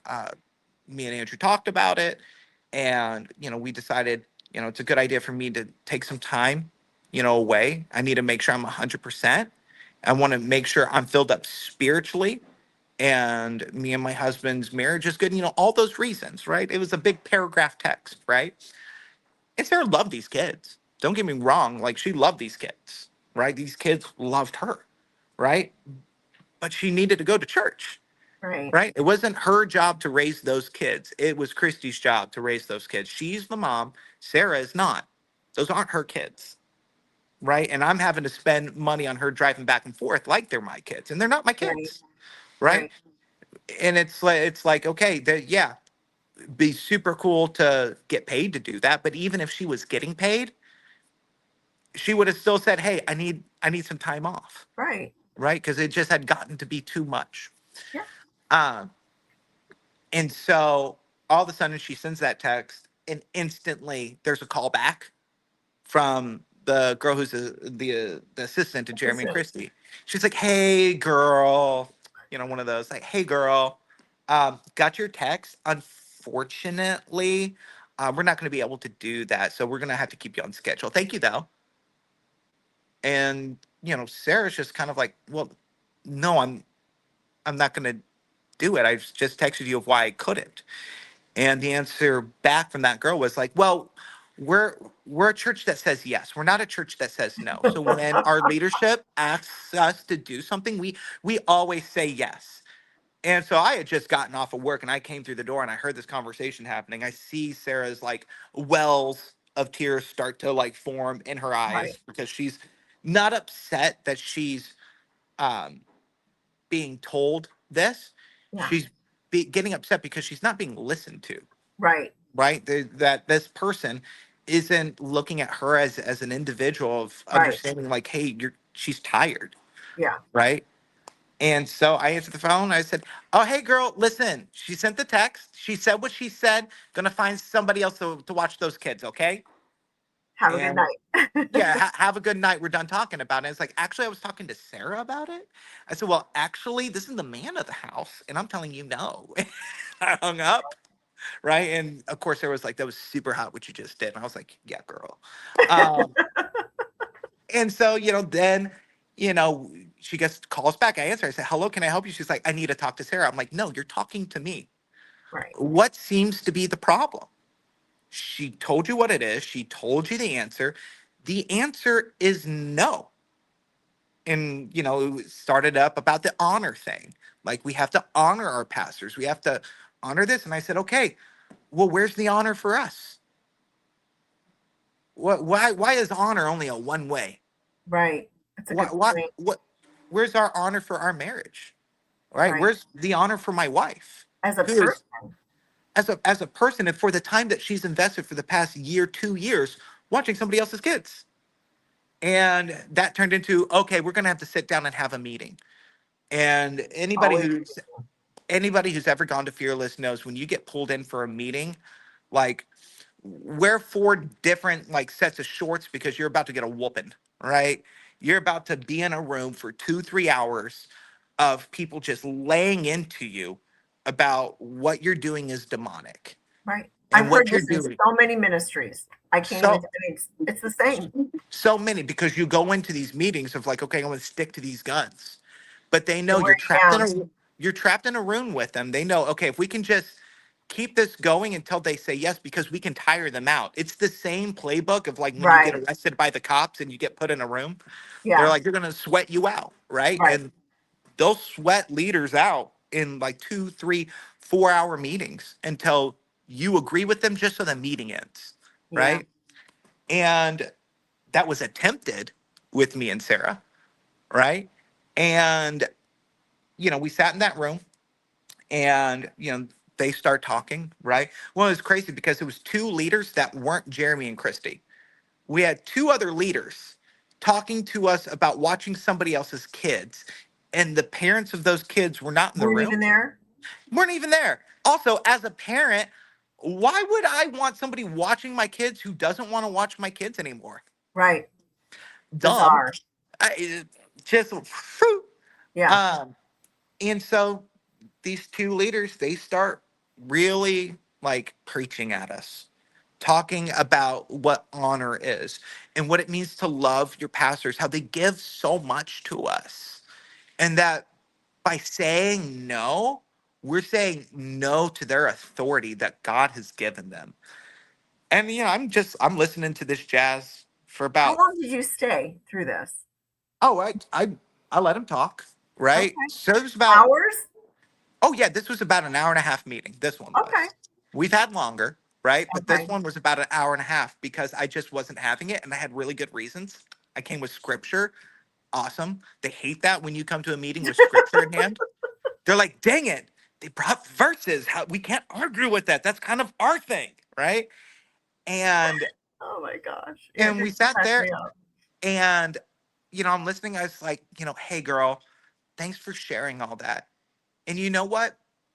It is an honor to watch those kids. I agree. And it sounds like, with such an honor it is, that you should have a heart for that.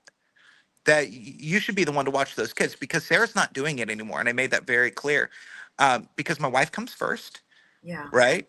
And it is my job to take care of my wife more than anything, more than anybody else's kid, more than anybody else's marriage, more than any other pastor.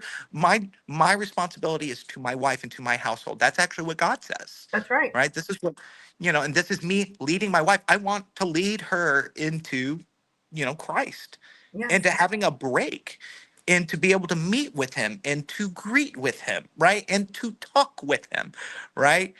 He walks with me and he talks with me, right? Let's pull out some hymnals, right? That's what I want her to have. And so that turned into, well, Andrew, we really, you need to let Sarah talk. And I said, no, you don't understand. This is Sarah talking. This is our marriage. I said, Sarah, is there anything that you would like to add to this? And Sarah's like, I want Andrew talking to y'all about this, Right. because For her. I'm not going to have this conversation with you because I'm going to get Right. too upset, Yeah. Well, right? there's a reason that they want to talk to her because they know No, that. Right. and it was always the thing at Fearless. If you could get Sarah to talk me into something, that was the way to do it. Because I'm always going to tell my wife, like, yes, like, hey Andrew, can we go do this? I'm like, sure, honey. I Right. love my wife so much. And that was the thing at Fearless, if you could control Sarah, you could control me, right? They like years later, we've seen text messages where people would say that, right? Wow. And I'm just like, this is crazy. Um, but we left that meeting. One of the leaders, he was like, Andrew, no, you made good points. Can't argue with the Bible. Have a good day, right? Oh, And the girl in the meeting, she was so upset, right? Because we're a church that says yes, yes. right? And like during her talk, she had like, even if we ask you to clean toilets, right? We do that with a servant's heart. I'm like, absolutely. And so as soon as we got done with that meeting, she's like, hey, can you go like clean these toilets? And I'm like, oh, absolutely, I can. I need all the cleaners. I need all the tools to do it. And I very She didn't. comically, Is I this very, really true? oh yes, He asked very, you to clean toilets oh after this yes. meeting. Oh yes, as this type of like, hey, just so you know who's boss, right? And man, did I have fun with it. I very cartoonishly, I started cleaning all those toilets and I kept going to her. I'm like, listen, I need you to inspect these toilets to make sure they're up to God's standards. Are they? Do you see it? Listen, I used Pine Sol, I used Clorox, I did everything, right? And like to the point she was getting annoyed with me. I'm like, Oh okay, my gosh. are there any other toilets in the building that I missed? Because I cannot miss a toilet, right? I'm doing this for the Lord. Right. And then finally, I think she kind of figured like, okay, I need this to end, right? Then that's a lot of how I responded to a lot of the just dumb Yeah. things Right. that And because look, unfortunately, people don't respond that way. I no, mean, everybody is unique, right? Everybody has their personality. They're going to respond in that way, in the way that their personality is fitting. yeah, But the problem is, obviously you have courage. That's not a problem. What I'm saying is, starting with, you have courage. You stood up to that. But the problem is, many don't. And that's what we see. And like on my platform that we're doing this for. And why yeah. are you coming out? And why are you coming out and talking about what you went through? Mostly because right, I don't know what it is for the past couple of years. People are coming to me to ask, right? And I'm not ashamed of the past that I had. Listen, I grew a lot at Fearless. I grew a lot into the man that I am now. I learned what boundaries are because of Mhm. Fearless, right? I learned what wisdom is because of Fearless. And mind you, wisdom is chasing Fearless. It always has been chasing Fearless. The only problem is Fearless is just a little bit faster, right? They- It rejects it. That's what it seems like to me. no, they absolutely do. And I wouldn't say they, I would say Jeremy and Christy. Okay. They reject the wisdom because a lot of times wisdom does not benefit them, if that makes sense. Yeah. Um, but the reason I'm so open and honest about it because it's like, why wouldn't you be? Like this is my experience. This is what happened to me, That's right? right. Your I personal know experience. this is my personal experience. You can't take that away from me. That's right. And you can't say that I'm hurt or offended or put that kind of Christianese on it because that's kind of the go-to. Is like, oh well, those Yeah. people are just offended. Right. Listen, I am somebody who has been, I have a wound, right? If somebody came and stabbed me, I'd have a wound, right? It'd be an open wound, right? And I would want to heal that wound, right? So I would cover it, I put medicine on it, and then all of a sudden that wound, it scars over. So when you're hurt, right, and you see that scar reminds you, hey, I know what it means to hurt, but now I know what it means to heal. And I have so many scars. I have so many scars from that place, and they're reminders of the promise of God, of how, hey, yes, I see you there, like good and faithful service. Like, don't worry, I'm going to save you. I'm going to save you. I'm going to save you. And it's crazy to think that Jesus saved me from church. And I think that's an issue that happens with a lot of Christians. Mm-hmm. We are in this spiritual slavery. We really are.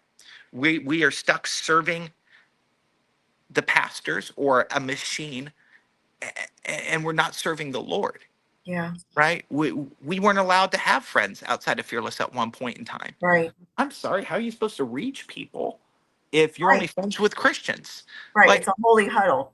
No, it is. I call it fishing in an aquarium, Yeah. right? Why are you fishing in an aquarium, Right. right? Come on now. And so talking to a lot of these kids, I want to be open and honest about everything, Yeah. even the dark things, even the very distasteful things. And it's crazy because I think a lot of like church culture is like, well, don't talk about bad things that happen in the church because that's going to turn people away from God. It's quite the opposite. Right. It is And they've quite already done that. They know what their behavior is. And I say that all the time on my channel. Stop doing that. Don't say that, because it's you, the one that's accusing people of doing that. It's actually you that's turning people away, because they yeah. see your mansions, they see your cars, they see you demanding money every single week while you live high, and then all the peasants live low. I mean, you're the one doing that. The Well, fact that there's we're calling it out has yeah, nothing to do with restraining people, or having them not come to Christ. Absolutely not.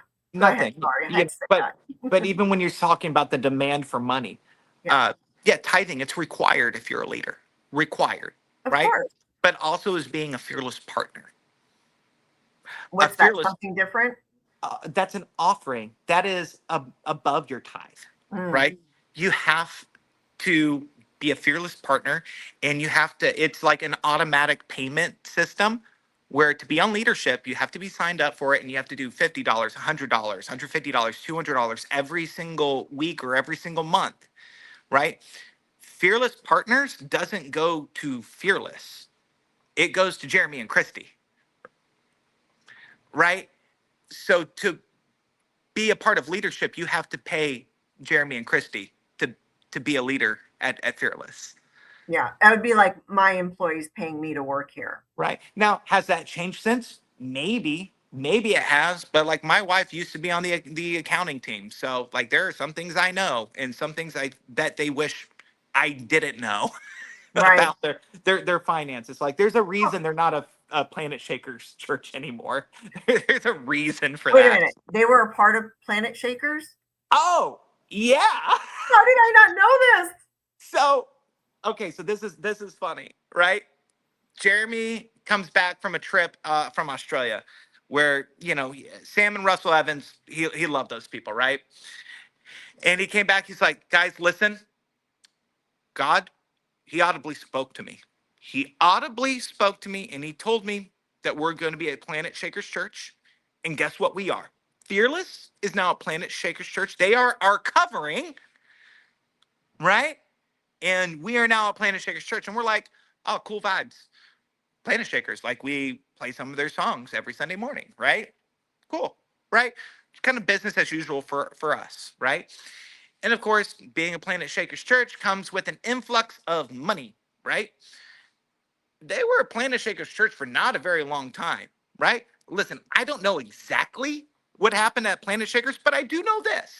Their finance guy flew out to LA, right? Met with the whole finance team, my wife included, right? And then he went back to Australia, and the next thing you know, Fearless is no longer a Planet Shakers church. Wow. How long ago was that? Do you recall? Golly, this had to be like 2016, 2017, maybe. I want to say I'm not the best with time, right? Okay. It all kind of flows together. Um, but yeah, and all the sudden Oh it no, was what like, happened? well, what was funny is after Planet Shakers had pulled out, right? And all of a sudden, Sam and Russell Evans, they were no longer the covering, right? Which is funny from two pastors who are like, you have to have a covering and do what they say. It's like, Right. okay, well, you just had one, and apparently you You didn't didn't. want to do what they had to say. So, Wow. hmm, yeah, Have you you do heard of that, the but we do that. Daystar? Right. Have you heard of the Daystar scandal? Man, is it the scandal where everybody who's on that show hairs like doesn't move? Is it that scandal? Not because of their hair, but the Daystar, it's Joni Lamb and Joshua Brown. Do you know who he is? He actually is one of the musicians, I guess, for Planet Shakers still. Oh, And he is Australian, but he's married to Joni Lamb's daughter, Rachel. So gosh. it's a long story, but I won't get into it. I didn't have any idea about the Planet Shakers Oh yeah. connection there. Well, and So, we've tried to get an answer of like, yo, what happened? Like, The only thing that makes sense is like money was spent somewhere where it wasn't supposed to be spent, because that happened all the time, right? That wasn't anything new. I mean, we had this other dude from New Zealand. He flew out when we were in a garage in Orange County, and it was funny that this guy from New Zealand, I don't know if it's City Church something, it was a red haired dude, right? Uh, he actually got in trouble years ago for misappropriation of funds for his church, Hmm. right? Yeah, that misappropriation of funds was with us, right? Because he came to Orange County. He's like, you know what? We're going to bless you guys with $100,000. And like, we were like, oh, fantastic. We can get a building now. We can have a home. We don't have to be in this garage. No, that's not what happened. Instead, they bought a soundboard with that money. They bought a soundboard. Instead of putting it down for a building. Yeah, and it's like not just any soundboard, a Digidesign soundboard, like the most expensive soundboard you could have at the time. They're like, we need this. And we would literally take this like tens of thousands. I think that board back then was like 50, $60,000, right? We would carry this soundboard onto the beach in Huntington Beach. And we would have this big ditchy design board with some stupid speakers wired up to it. Here we are, this That's a super soundboard. expensive, the soundboard, but it was like all the time they spent money on stupid things. We had the offices in the downtown at the US Stamp building, top floor, right? Tens of thousands of dollars building out those offices, only for the landlord to come in and be like, what do you mean you built all this here without a permit or pulling any like Oh my plans? Or gosh. I Doesn't even found know out, the rules. yeah, no, well, no, they knew the rules. They just don't care, Oh right? my They're like, God. let's just put it up. If they say something, they say something, right? How are they going to know, right? Just like a waste of money. All of that, all of those offices, Yeah, instead everything that of was, giving it to the workers, yeah, soundboard, building yeah. up I mean, the a garage door rental. we installed in there was like $10,000, and that garage door what went to the trash, right? I Wow. I thought it was funny. I had a coffee buddy. He built a coffee shop on the cheap, right? And I went to his coffee shop. I'm like, I recognize some of this furniture and some of this lamps. Where'd this come from? He's like, dude, craziest thing. I was going through an alley in the fashion district and here all this stuff. It was torn out one of the units. So I took it all. And I'm like, this is the stuff I built for Fearless. And he found it in the trash and he put it in his Wow. coffee shop. Hilarious. Wow. Wow. But yeah, there was always like weird money stuff. Like Yeah. any church, there's always weird money stuff. That's not a Fearless specific thing. That's Yeah. a church specific thing. It is what it is. But you, you Nick, I know, want to ask you about the Instagram page that was created. It's called uh, Fearless Survivors. yep, Can you yeah. tell us about that? What a treat that has been, right? What is it? So it's on Instagram. There's a page. So here's what I know, and here's I think what I'm allowed to talk about. Um, Apparently, there's a group of people or a person that they currently go to Fearless. I think they started hearing stories from past members, right, from like years ago, and things are still these type of stories are still happening. So basically, there's a page that's sharing all of the really weird things that have happened at Fearless, right? And I mean weird things like my story about my business is on there. The story Okay. about my bachelor party is on there. You shoot them a DM and you say, "Hey, this is my experience, right? I've seen a This is what lot of happened." the entries. Yeah. Yeah, and what's crazy is Very. the person who runs it knows everybody past and present, and they like verify stories Yeah. of like this actually happened, this didn't, because like some of those stories I'm like, okay, only like this person would have known, and I'll call that person and I'll be like, hey, did did you see that thing? They're like, yeah, that happened when I was there, I can confirm, right? Because sometimes people share stories that really aren't all the way true, and you have to do this fact checking and stuff. Sure. But on that page, I'm like, no, I was there when this thing happened, right? Yeah. I was there. And it shows you this ongoing behavior that they have Yeah. at Fearless from past and to present. And what I really like about that survivors page, there have been so many people that have reached out to me of saying like, hey, can we both heal through this situation we went through together? Mm. There's one person in my mind. I don't use the term lightly. I hated this person. Hated them. They did and said things to me that I really had a hard time moving past, right? Was I offended? Absolutely, because something offensive happened to me, Yeah. right? That's my qualm with churches when they get upset about, oh, that person has an offensive heart. Well, my guy, you probably shouldn't have done that offensive thing that you did Right. to them, right? Oh, that person's just hurt. Well, then why did you do a hurtful thing to them? Right. Like, stop making this about you. Right. There's somebody who's hurting. There's somebody who is offended. Go and chase after them. Yeah. Go be a shepherd. Go and chase after that lost sheep and say, hey, come back to the flock. Yep. I'm sorry. The words I'm sorry heal so much stuff. It does. With that Instagram, I've been able to connect with people I haven't connected with in over 10 years. And they've been able to come to me and say, I'm sorry. And I've been able to go to other people and say, I'm sorry. There are Yeah. a lot of things, then this is my guilt.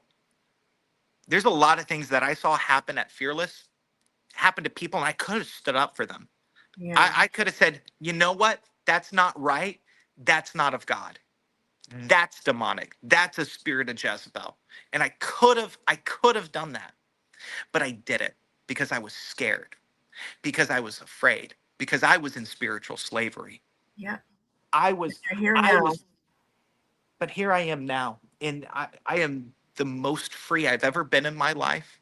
I Yeah. still go to church. I still believe in God. You Yeah. know, the big lie that every single one of these types of churches do is when you leave here, when you leave, God is going to leave you too.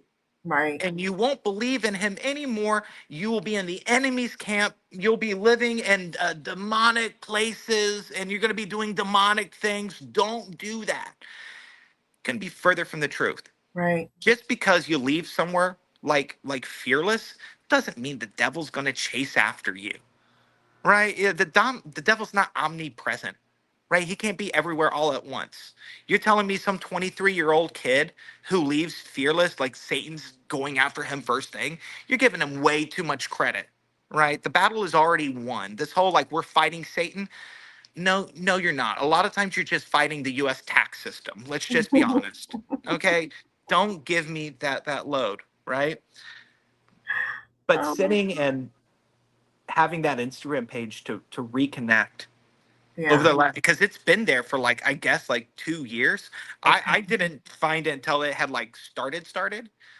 Um, but as soon as I found it, it was somebody who had gone to Fearless with me. They're like, dude, have you seen this? I'm like, I'm about to see all of it right now, right? And if you haven't read through all those stories, there are some where Eye I'm just opening. like, Just eye opening.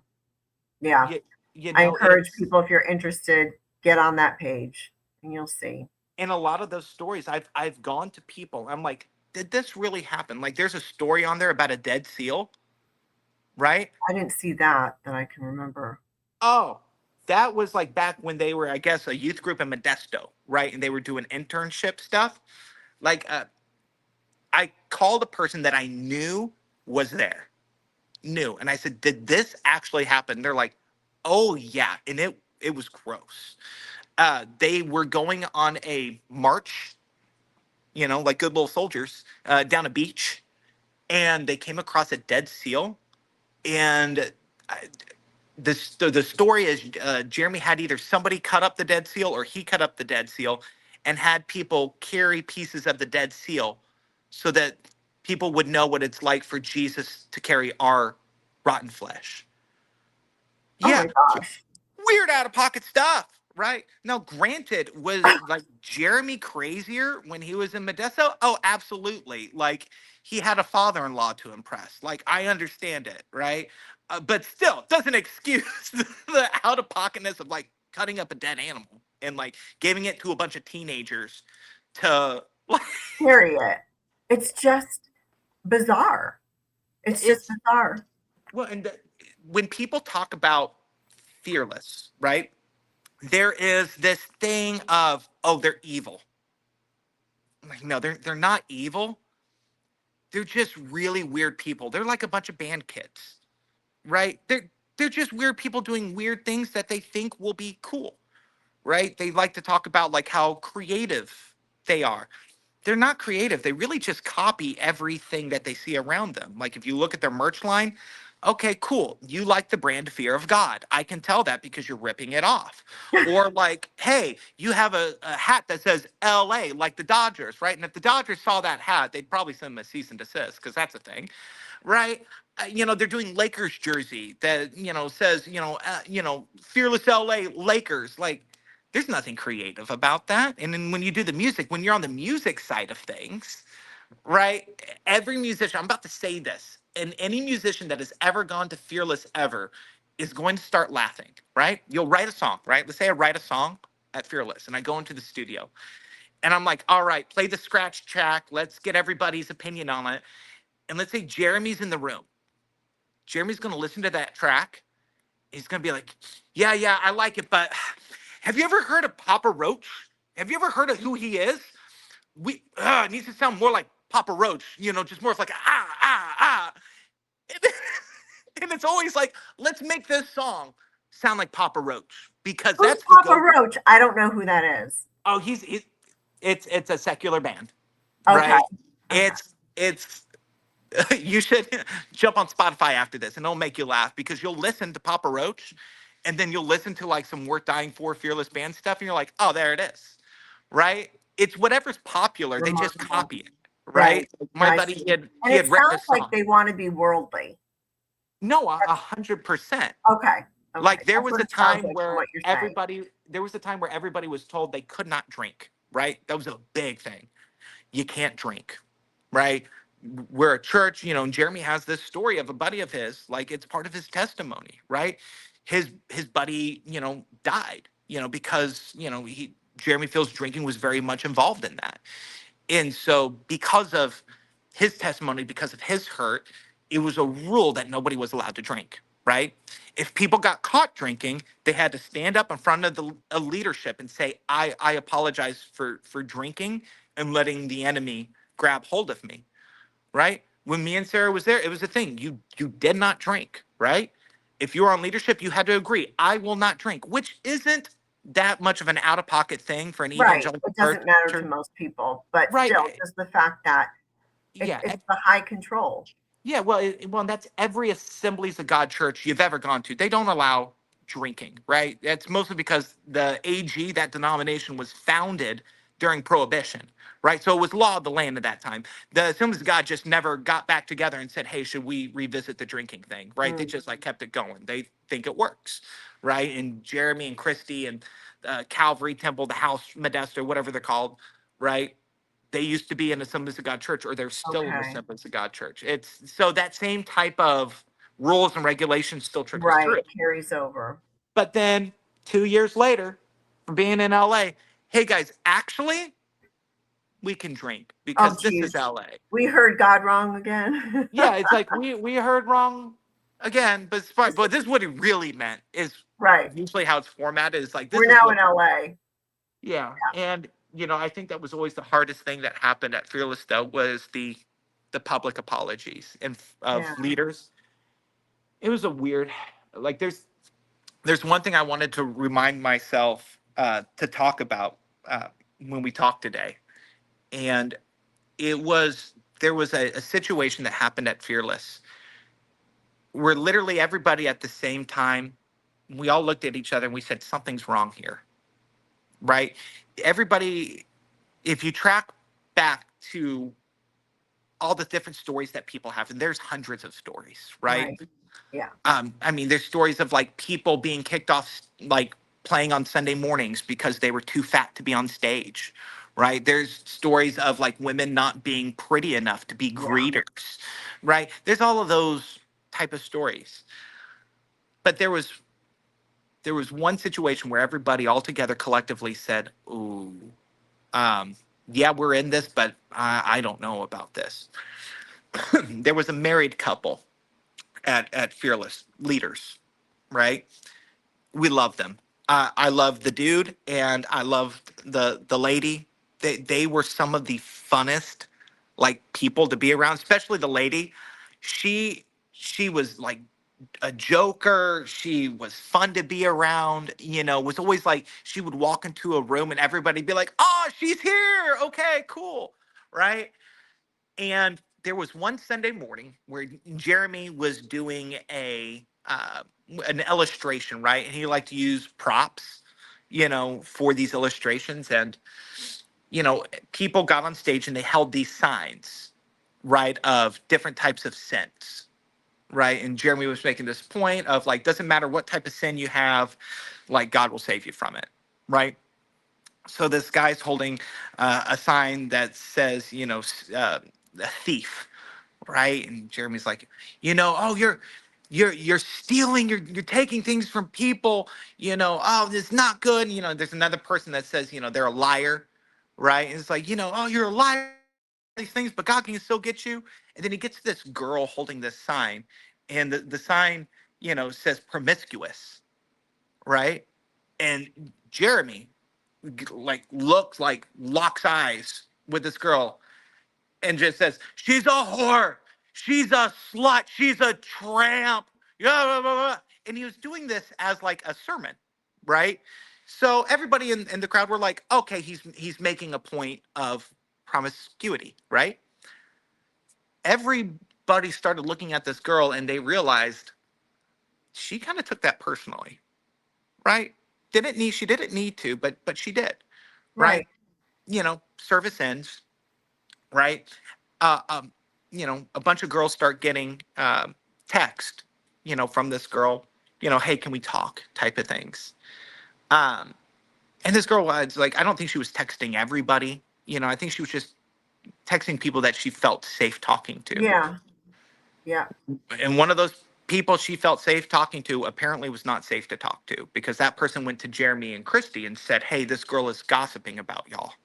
When this girl was just asking, like, hey, listen, I was on stage. Right. This is how Man, it made me feel in this it certain made, way. yeah. How And inappropriate. Why didn't they have a guy holding up the sign? everybody knows a guy can't be a slut, Vanessa. Oh my gosh. Right. But, there was this whole thing. And, it was just a girl just saying, like, man, I know this wasn't anything personal, but man, It it hurt hurt her. my feelings because of Yeah. maybe something that had happened into her That's past. right. Right. And that got relayed to Jeremy and Christy that this girl was gossiping about them, which she was just looking for somebody to listen to her, Right. to just walk with her, to Right. make sense of something that she did not do. And we're at a leadership meeting, and then all of a sudden, Jeremy comes out of his office that we had at those offices and said, hey, just so everybody knows, these two people aren't they're not a part of Fearless anymore. Lose their number. I want to see everybody unfollow them on Instagram, on Facebook. I want to see you block their number, which is always what happened when somebody left or got kicked out. You would take out your phone and they would make sure you blocked the person, deleted their number, all their contact info, unfollow them on Instagram, block them, same thing on Facebook, Twitter, whatever it was, to make sure you did not have contact with that individual anymore, right? Because they were being used by the enemy. Um, and we're just like, dang, we liked these people. Like they were there since like day one.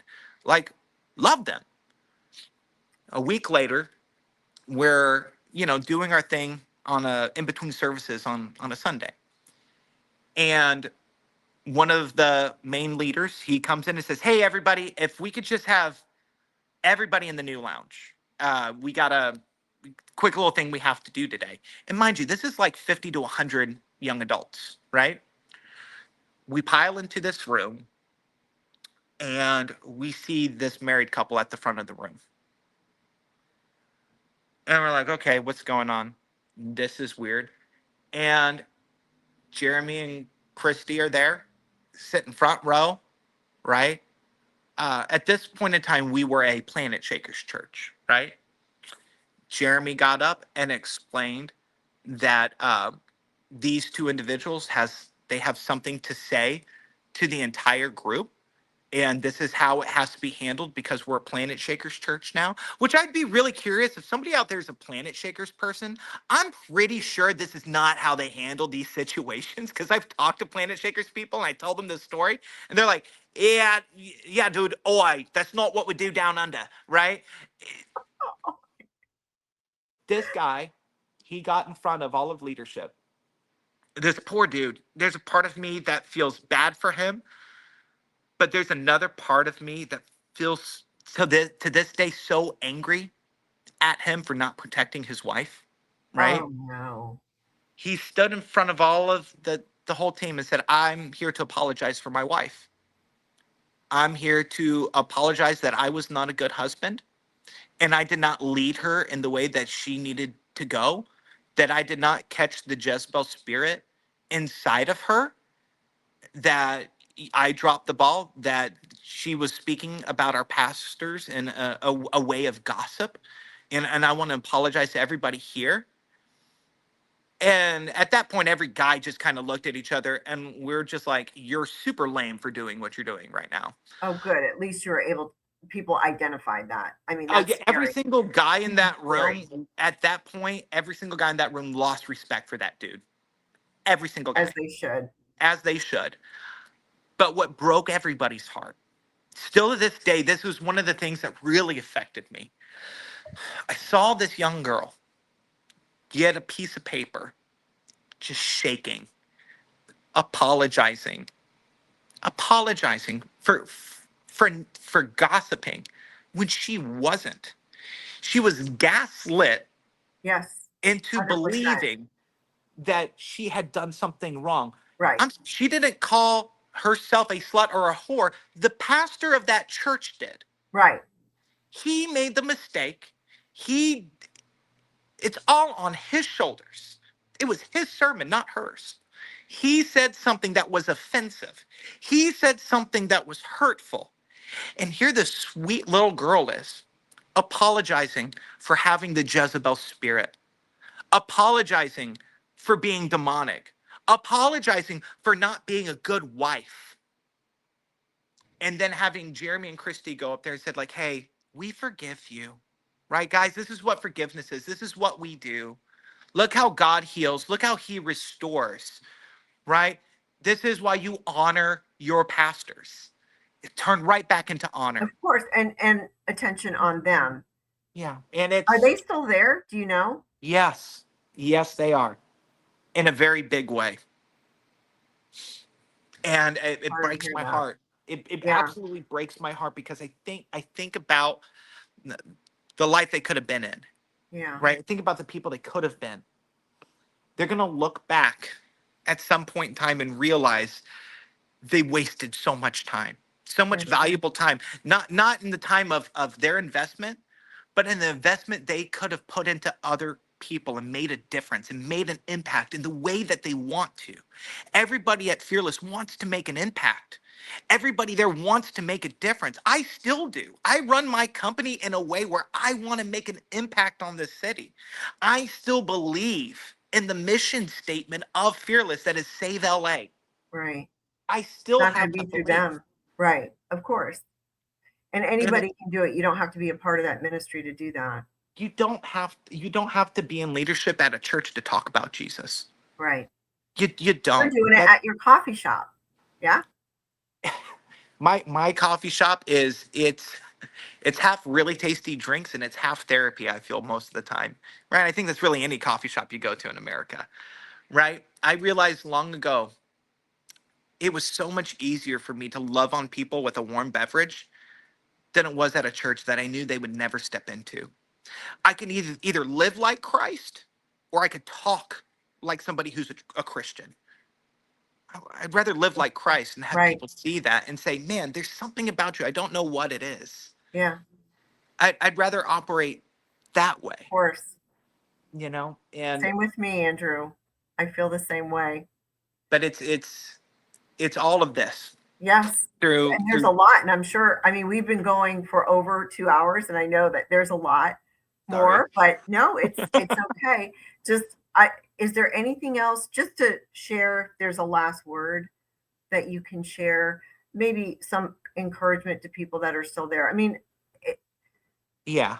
Um, there's people that are going to be critical of this, because oh yeah. you're sharing what you share. They may not share the same experiences, but if there's Yeah. people out there, and I've talked to people, and I know you have, and I've looked at the Instagram, there are people that have been abused. Yeah. There's no way around it. Yeah. And the point of this is to expose that because it this isn't gossiping. We're showcasing somebody that's sharing their personal story, and that's your personal Mhm. experience. This is not this kind of stuff is not what Jesus ever intended. I haven't seen anything, you included, other ministries that I've talked about. It's not a picture of Christ. It's not a picture of the gospel.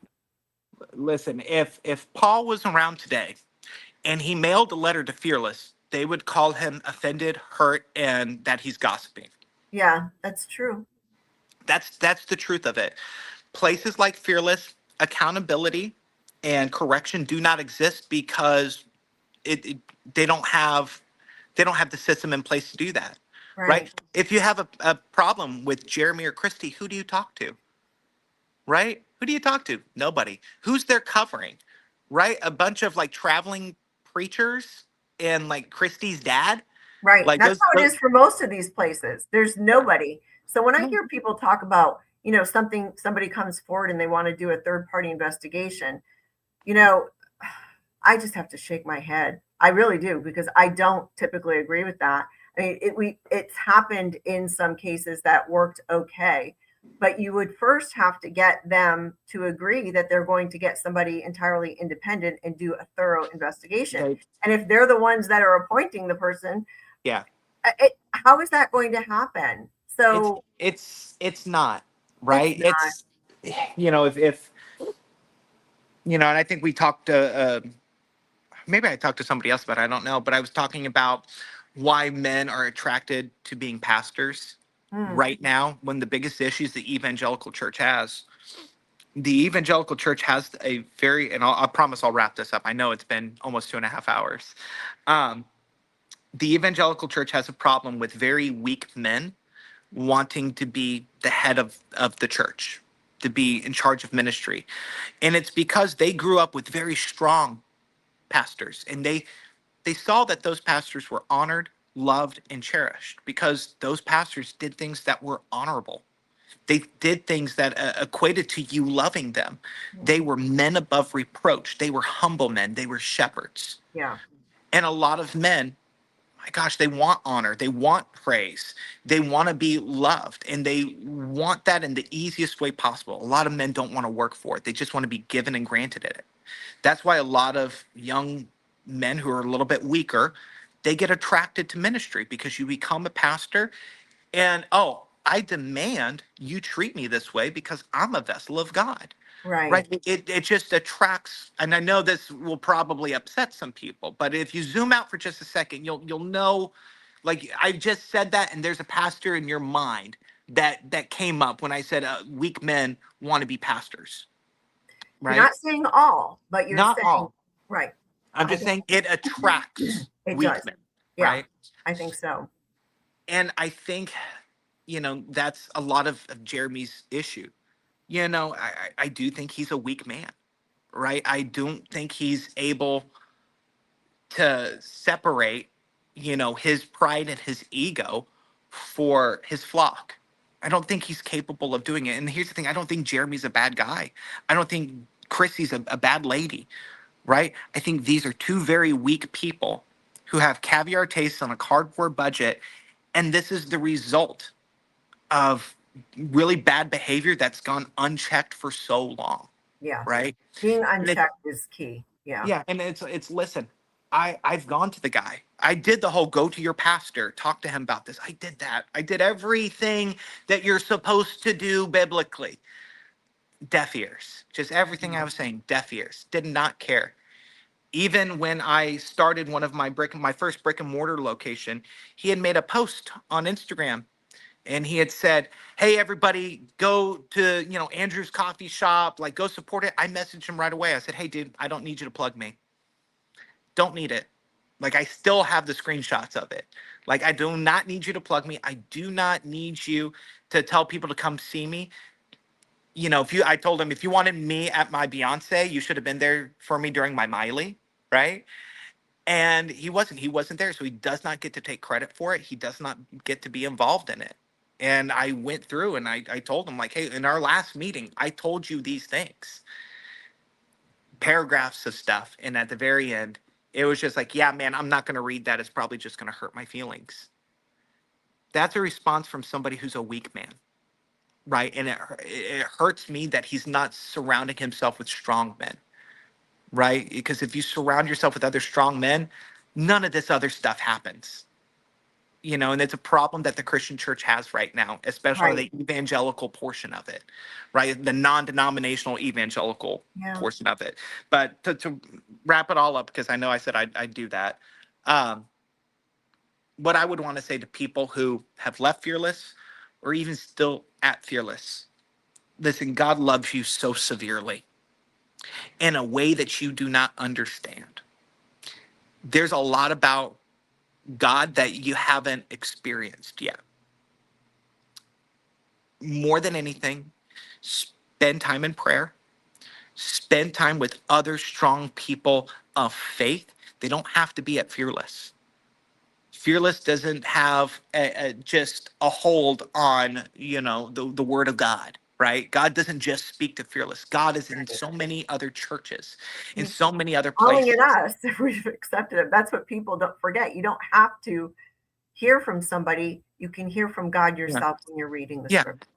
You're not sinning by going to a different church Right. on a Tuesday night for a men's Bible study because you want to get more, right? How is it a sin to go to church more, right? And also, if you're still there, there's people like me. I'm available any day, anytime to talk. If you're going through something, if you need help, if you're in a bad position and you need somebody to come and be with you, I'm on Instagram. I do it every week. Literally, my little coffee shop in downtown LA, I average about 2 kids a week that are going to Fearless. They come into the coffee shop. They say, "Hey, is Andrew here?"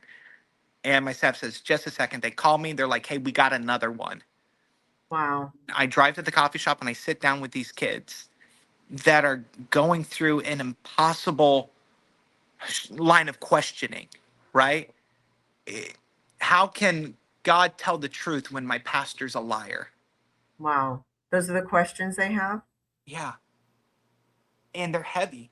I've had kids that have called me, and they've been in very dark places at night, and I've gone to their apartments and I said, "Hey, I'll sit with you all night if I have to. Whatever you were thinking about doing, don't do it. Wow. Like, you are loved, you are cherished," right? If these people are making you feel this way, they're probably people you do not need to be around anymore. Let's find you another church to go to. Yeah. The amount of people who have left Fearless and they no longer believe in God, it breaks my heart. Yeah. And And if unfortunately, that's a byproduct. Yeah. and if my little small part can be talking to people and saying, "Hey, everything's going to be okay. God still loves you." Like, Jeremy and Christy are not God. They're not. Even though they say that they aren't, they put into practice like they are. Right. And that's Right. that's the impression. If you leave there, then God's not going to love you. No, That sounds like, yeah. that is what has been told to a lot of Okay. these kids. They Okay. have been told, if you leave here, you're throwing away your eternity. Horrible. It's so incredibly sad and it's so incredibly heavy. But at the same time, I pray for him every day. I pray Yeah. for Jeremy every day. I pray for Christy every day. I pray for all the other people, all the other camp counselor leaders that Yeah. are there. I pray for them every day. And I just pray that God gives them wisdom and gives them strength, Right. right? But I think the proof is in the fruit. It always is. They've been around over 10 years now, right? Congregation of 200, maybe 300 on a Sunday in Los Angeles. They're still preaching that they're a church plant. I'm sorry, that's like a business saying like, yeah, we're a startup. Oh, cool. How long have you been around? Over a decade. You're not a We still startup start anymore. off. Yeah, you're not a Right. church plant anymore. Yeah. There's a part where you have to back up for a second and you have to realize, there's no fruit in this. God's not blessing this. Right. When God's not blessing something, that's usually a sign you're doing something wrong and you're doing something damaging to other people, right? They're getting kicked. They got kicked out of their building, right? They lost their San Diego campus, right? It's a exodus of people every single month out of there, and it's okay. What's the point of continuing?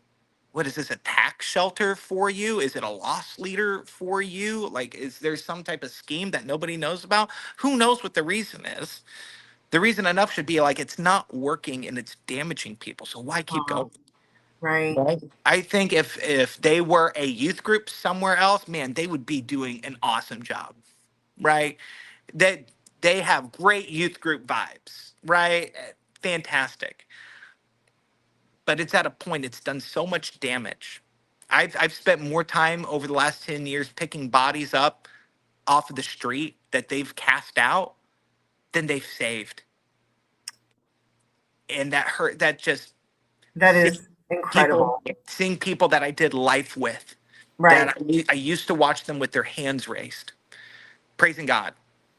Now going and meeting up with them, and they're like, "Nah, I don't believe in God anymore. Not after that." Oh my gosh. Andrew, That's I'm so sorry to that's hear that. That is, it's riveting and it's a reality, unfortunately, not just with that church, but with unfortunately many others.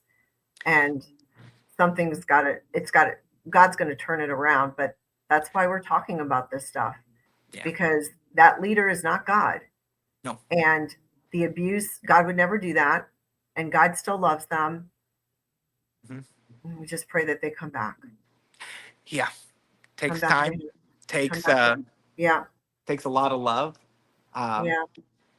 And but listening and compassion instead of just throwing them out and marking yeah, them as Jezebels and offended. I mean, it's too much of that. That's what's yeah. been going on. And what's crazy is we'll see people from Fearless around town, and I've had it happen before. I'll see somebody at like a function, right? I'm like, oh, dude, what's going on? It's been like 10 years, and they're like, won't even talk to me, go the other way, right? And then, funny enough, they'll leave Fearless, and then they'll ring me up, or they'll come into the coffee shop. They're like, dude, can I talk to you? And I'm like, absolutely, come here, give me a hug. And it's just a breakdown. It's this tiredness that you get to let go of when you leave Fearless. It's a freedom that you feel Yeah. because you start to realize, again, I use the metaphor of, we watched a whole movie in black and white, and then when we left, God turned on the color. Yeah.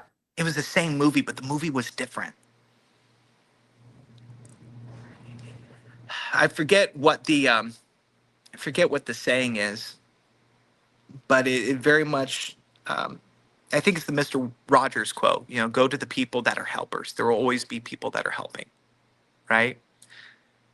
If you're somebody at Fearless and you need help, come to literally anybody who's ever left and has gone through it. Doesn't have to be me. You know the people. You know who these people are because you were told to delete their numbers and not follow them on Instagram. You know the people who left. Those are your helpers. If you need help, if you need to escape, call any of us and we will help you escape. The place, I know a lot of people are cautious about calling it a cult, but it is a cult. It is spiritual slavery there. Yeah. You are not free. You are you are you're knowing only a version of God that you're being told is the version of God. Every single person, whether it's this year, next year, 10 years from now, will be there for you and will hold you, will cry with you because we've been there. And we had people that held us when we cried. And we had people that stood in the gap for us and said everything's going to be okay. Jesus still loves you. And I think one of the best ways I've heard it with Jeremy. I was talking to a guy when I had left. He goes, "Listen, Jesus loves him, and maybe he's the only one who does." So, and that's what broke the ice for me. A good Christianese joke. I Yeah. love it. I love it. Gets me through a lot. But Well, you've cracked me up, and I love your sense of humor and just your vantage point and just being available and sharing your experience, because I do believe it's going to help people. Andrew, thank you so much for your anytime, time. I really appreciate it. hey, anytime. I'm here if you ever have questions. All right, friend. I'm going to put you backstage Okay. and I'm going to finish this out. All right, thanks again. So, guys, I've spent hours talking to Andrew, and he just has so much to share. I love his heart for people, and I know that what he said is true. If you are somebody that wants to talk, to reach out to him, and you can certainly comment here and you can find him on he's on Instagram. I'll get his contact and I'll put it in the link, but it's just so helpful to hear what people go through, because we're in a season of exposure. It's not going away. There's all types of abuse that's going out there and there's a lot of people that are coming forward, and there's a lot of people that are actually being brought to justice, and I'm talking about that too. So just a few videos that I've been working on that is going to come up soon. I'm going to have an update on David Taylor and Michelle Branham soon. I'm waiting. If you have not heard, Michelle Brannon has been rearrested. We don't know for sure. I don't like to, speculate, but I hear that it's either a violation of bond or it could even be new charges. So I'm waiting on that. I'm going to have an update on the Randall Shrum versus Campbell's and Harrison's, that civil suit. That's a federal suit. There's a lot of filings that I need to go through, and it's really, when I look at it, it's a modern day David versus Goliath story. So I'll be sharing on that, and I have to really cull it down and process it so that it's palpable for all of you to understand and take it in. There's also the John Paul Miller case, that federal case, and he was indicted. This is the Micah Miller story, and he was indicted on December 17th federally for cyber stalking. And so I'm going to be talking about that. Also, I recently did a video on Joe Campbell. He was arrested on December 17th. And as you know, he was involved with Jim Bakker's Morningside Ministries and PTL television network. They had his teachings on there, but they've since taken him down. And so I just looked him up. Just here's an update. I saw that his bond right now is $150,000. To my knowledge, he hasn't been transported from Missouri to Oklahoma yet, but I will have an update on that when that comes up. So if you're interested in these, stick around, stay tuned, and I will see you soon. Have a great weekend.